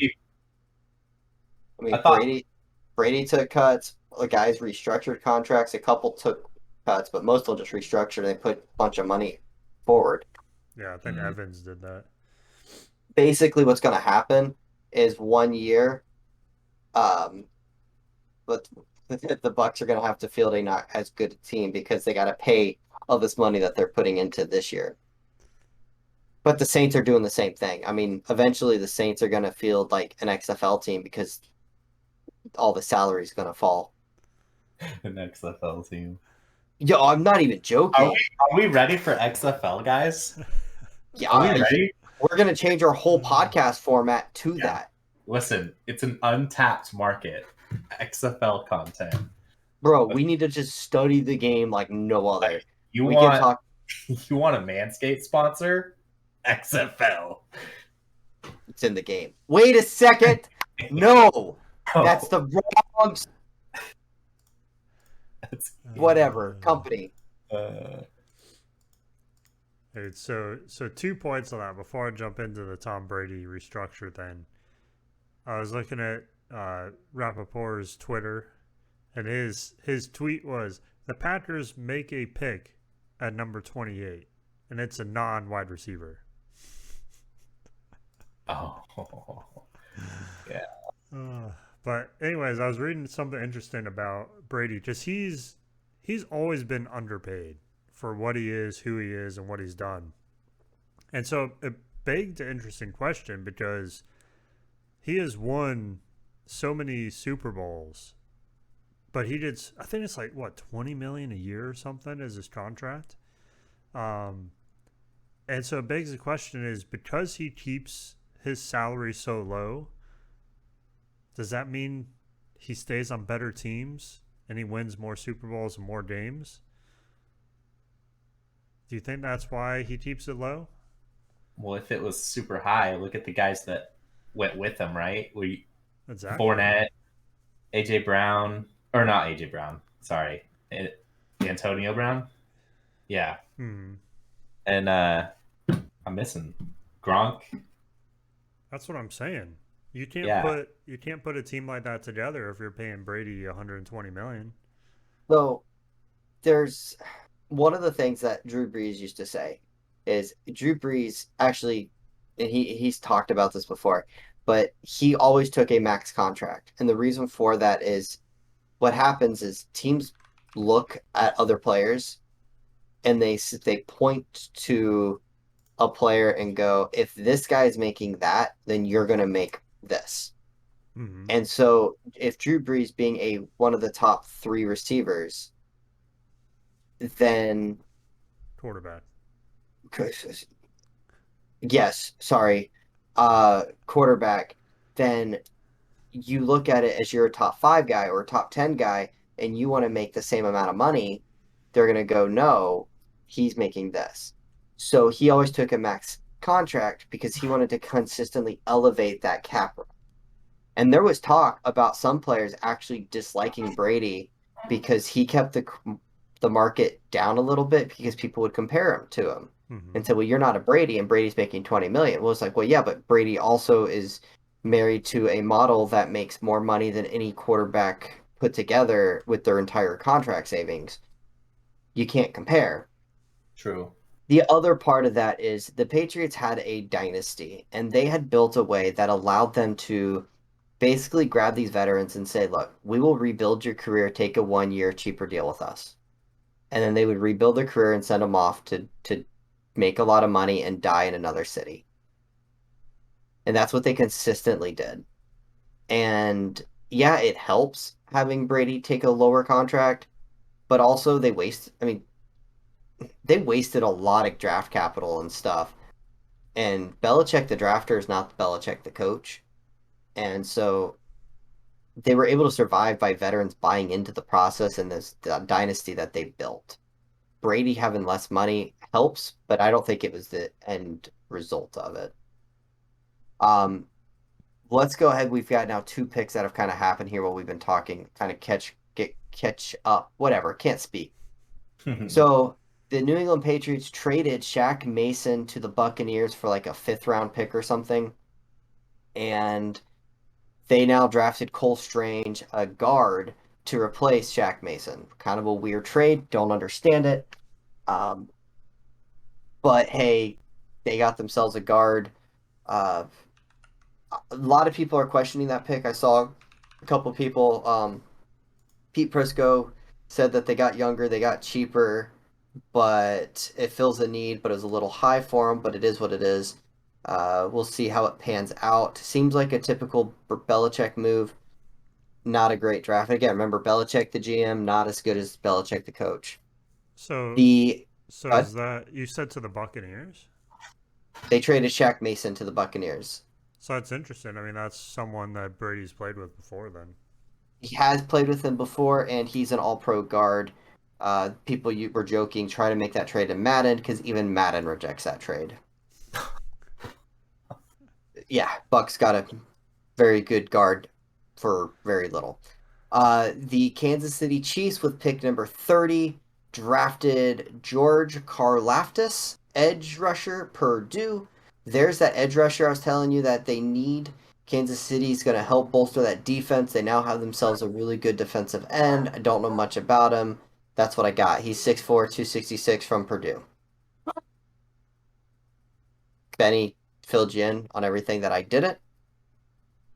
I'm honestly surprised that Nakobe Dean, linebacker from Georgia, he's a guy that I've heard talked about. I know that Simon Clancy had him listed as his top linebacker, and very, very good prospect, somebody that, should be a first round pick. And it really looks like he's going to slip through the cracks.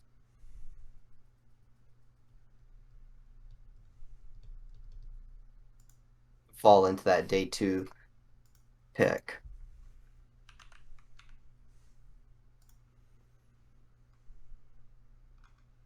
That's just crazy. What's that? I don't know. I feel like Excuse me. you think these wide receivers are going to be worth it over some of these other defensive guys? Because how good are these wide receivers? This receiver group is pretty good. It was Yeah. pretty deep class. And it seems like every year there's a lot of receivers. Basically, athletes that can play receiver are playing receiver, which is a good thing. It's going to constantly fill the need of these receivers, especially as the NFL branches out offensively. You're going to see, passing game is so much more efficient than running the ball. So you need 3 and 4 receiver sets. So that's important. Also, now that these guys are getting 30 million, teams are saying we can't afford to pay a guy 30 million. Well, let's draft these young guys, work them, get them going, and we'll play them in when need be.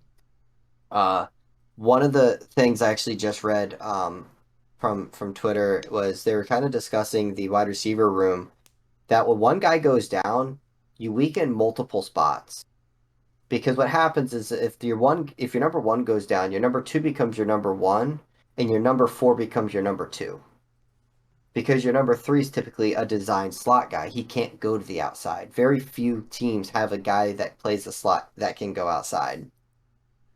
So you want to build this like basketball team type of unit at wide receiver. And that way, if one guy goes down, you can plug and play the next guy. And so wide receivers have really over time become more and more and more valuable, which is why you're seeing just better athletes playing the role, and you're seeing freaks, right? Like DK Metcalf, AJ Brown, Tyreek Hills, Julio Jones. You're seeing a lot of these guys coming out. Jones is a little older player. Most of the other guys I mentioned much younger. And that's kind of why. So you are going to see these big runs on receivers, I think, for the next few years. Like you said, you have to fill so many spots for wide receivers. You have to have a bench of them. Look at the Bucks last year with losing Brown, losing Godwin, all heading into the playoffs. You have to have depth at wide receiver just due to the nature of that position. You figure there's going to be, I forget what the numbers are, but there's X amount of injuries every year, and you pretty much are expecting at least one receiver on your unit to go down with an injury. Hopefully it's minor. Hopefully it's a pulled hammy playing pickleball. But you don't want it to be anything more serious than that. But it happens. Well, that's pretty serious, man. Yeah. I mean, I agree. And especially like on such a high level sport like pickleball, Mm-hmm. you gotta be careful.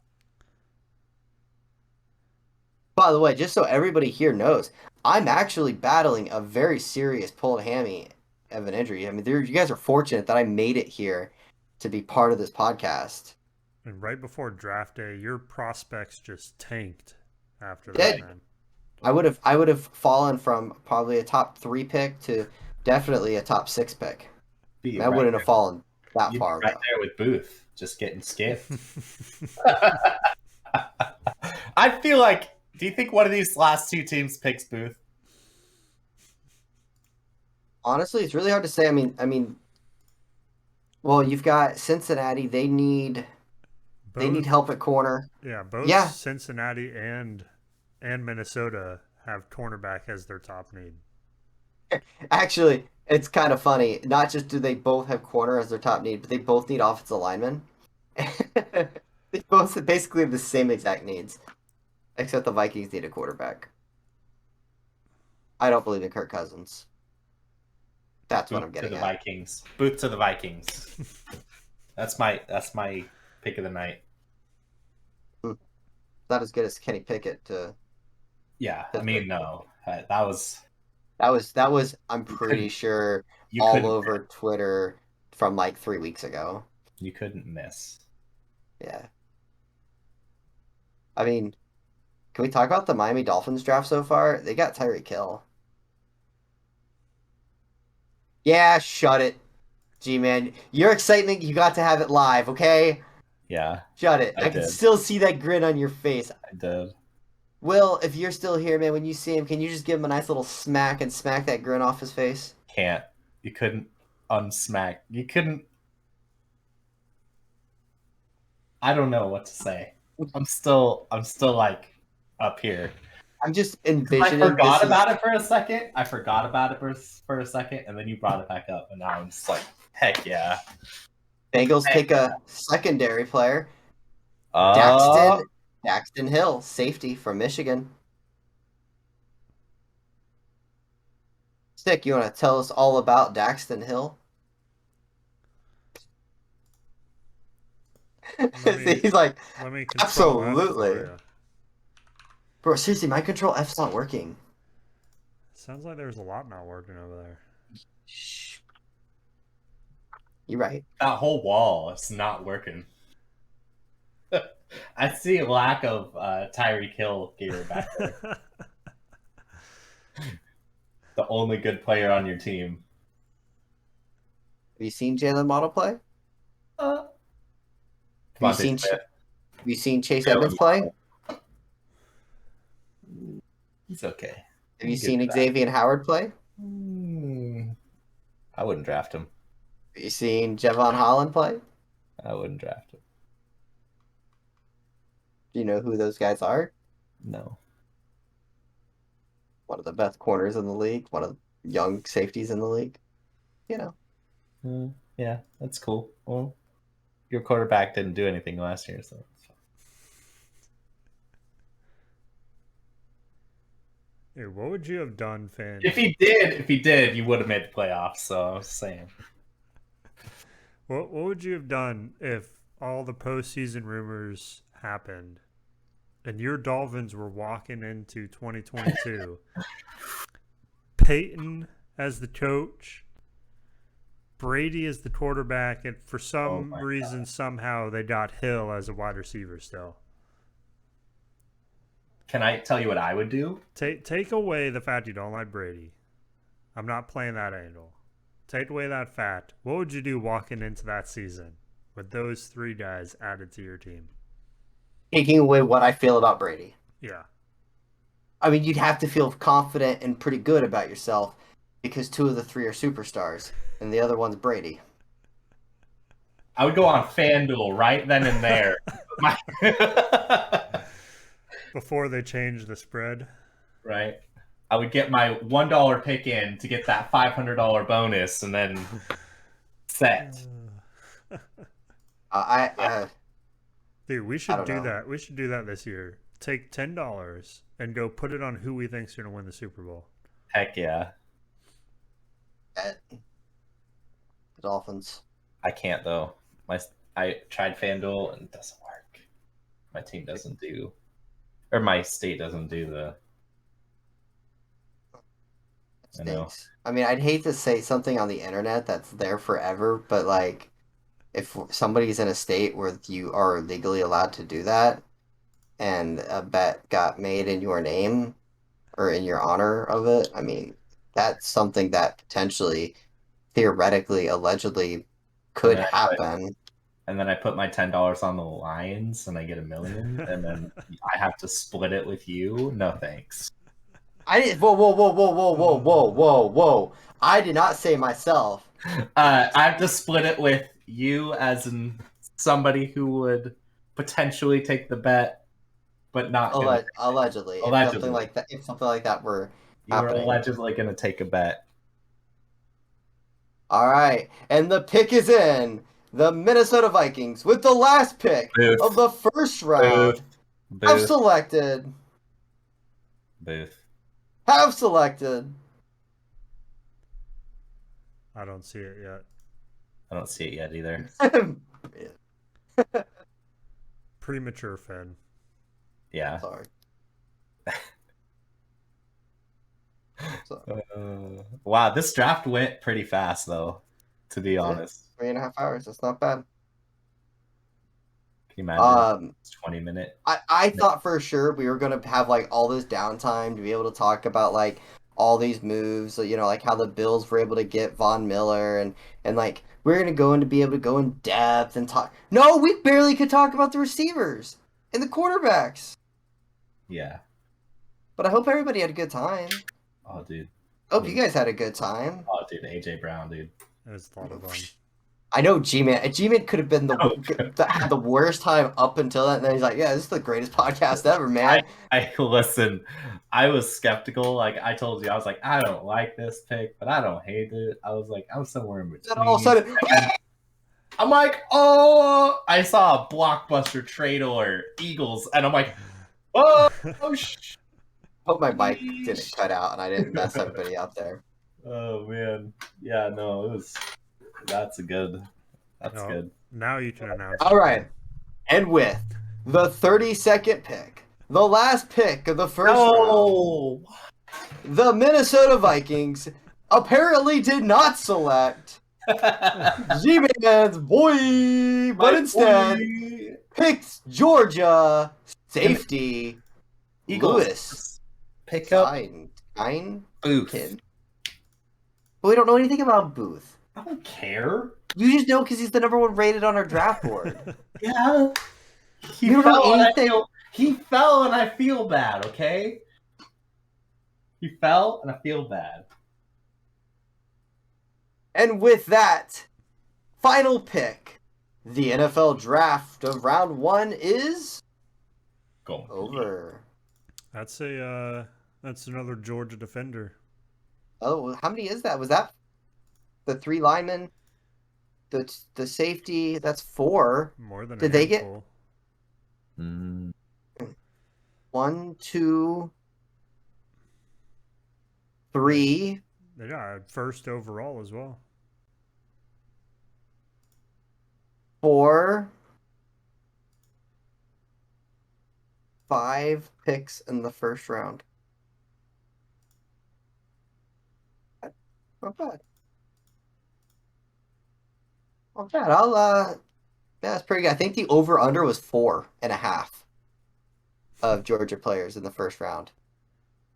How'd you like to be on the edge of your seat heading into, was it last 2? No, it was just the last pick. Yeah. Heading into the last pick, and has to be a Georgia player for you to make that. Crazy.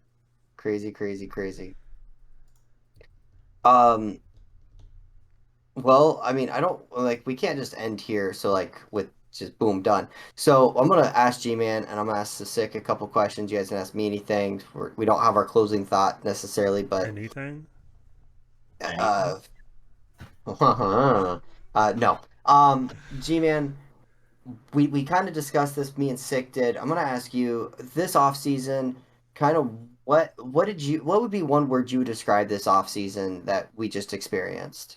It's nutty, man. As I was telling Sick, it was just players that going everywhere. So you really don't know what to expect now coming into this next season, because with Devontae Adams going to the Packers, leaving the Packers, yeah. AJ Brown to the Eagles, Tyreek Hill to the Dolphins. I could go on, but I can't remember any. But it's gonna be a wild season, and I'm down for it. It's a big shakeup, and it's gonna be fun.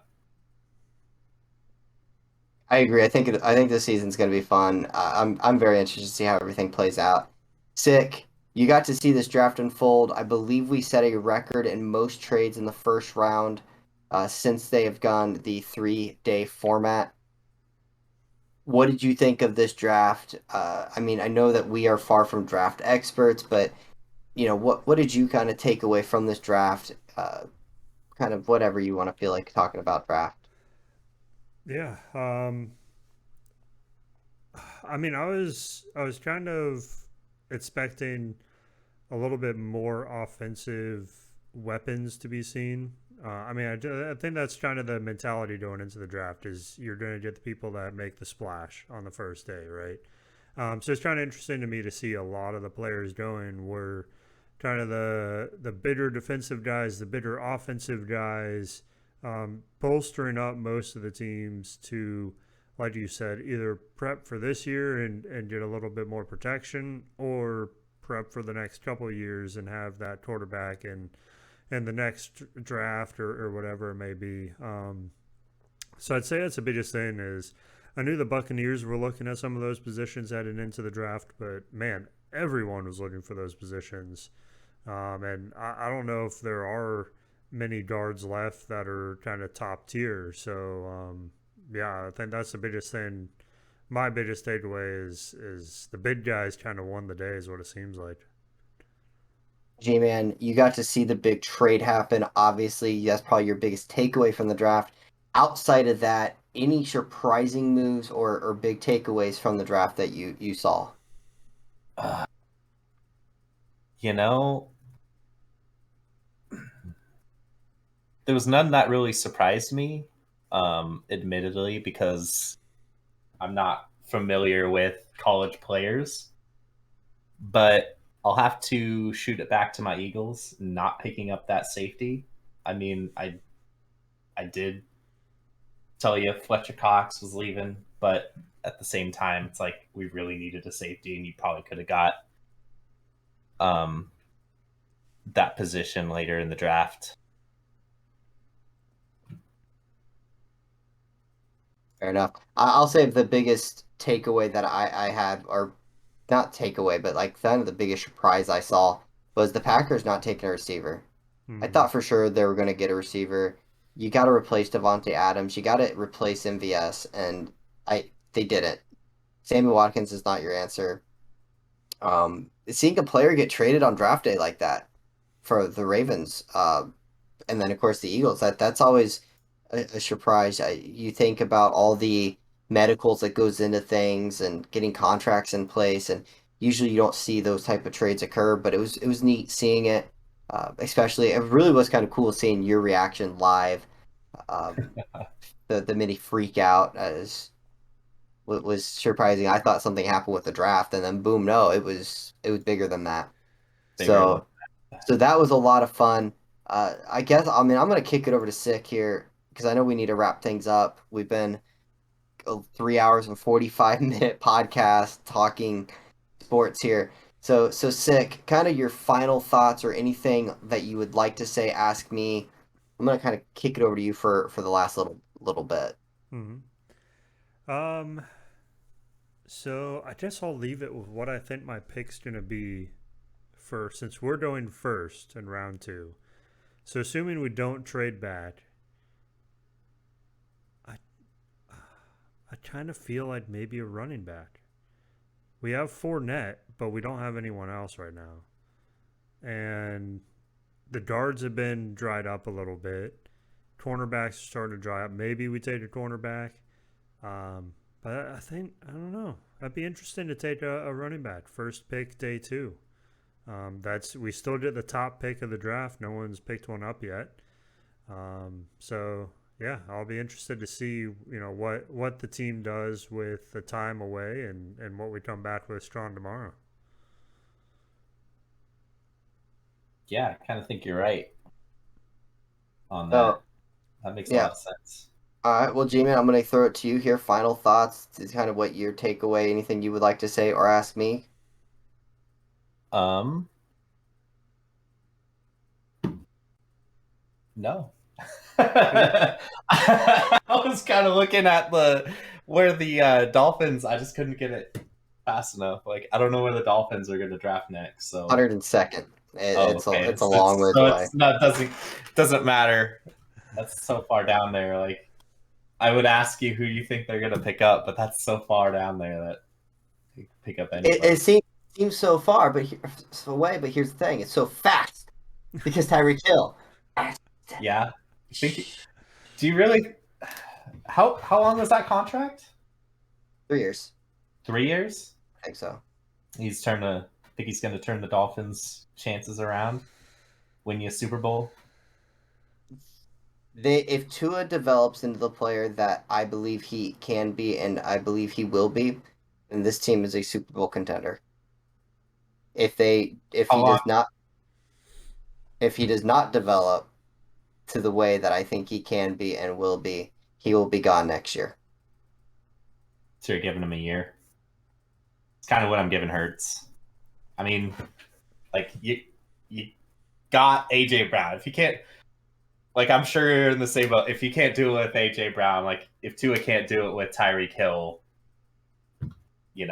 next year with a stronger draft class of QBs, yeah. Yeah. And so I guess on that note, I mean, I don't really have much to say. It was a fun draft. I got to experience it with you guys. I got to see the raw emotion from G-Man with the AJ Brown trade. Unfortunately, Sick and I really didn't get to have much of That was unfortunate. You guys didn't even draft, did you? no, we here we are, Wow. two teams and It no was first round basically it picks, was basically the G-Man show.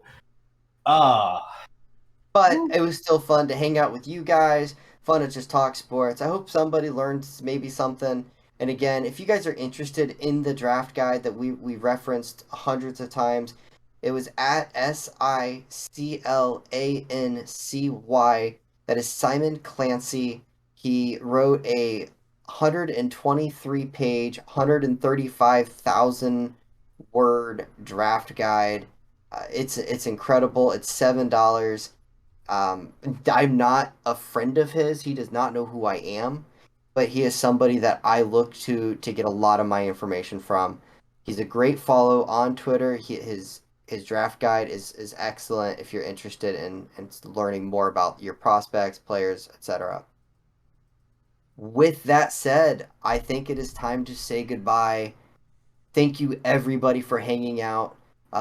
Please, if you are hearing this on YouTube, subscribe to our Twitch channel. If you are hearing this on our Twitch channel, please subscribe to our YouTube channel. When I say subscribe, I mean follow Twitch, subscribe to YouTube. You get the idea. The Fumbling Gurus everywhere. Thank you guys so much, and we'll see you guys next time. It'll be a little bit, but we're gonna have a new format, new date, new time, we think, and I'm excited for this coming year, and hopefully you guys are too. Yeah, be a great season. Heck yeah. Bye. All right, see you Bye. guys.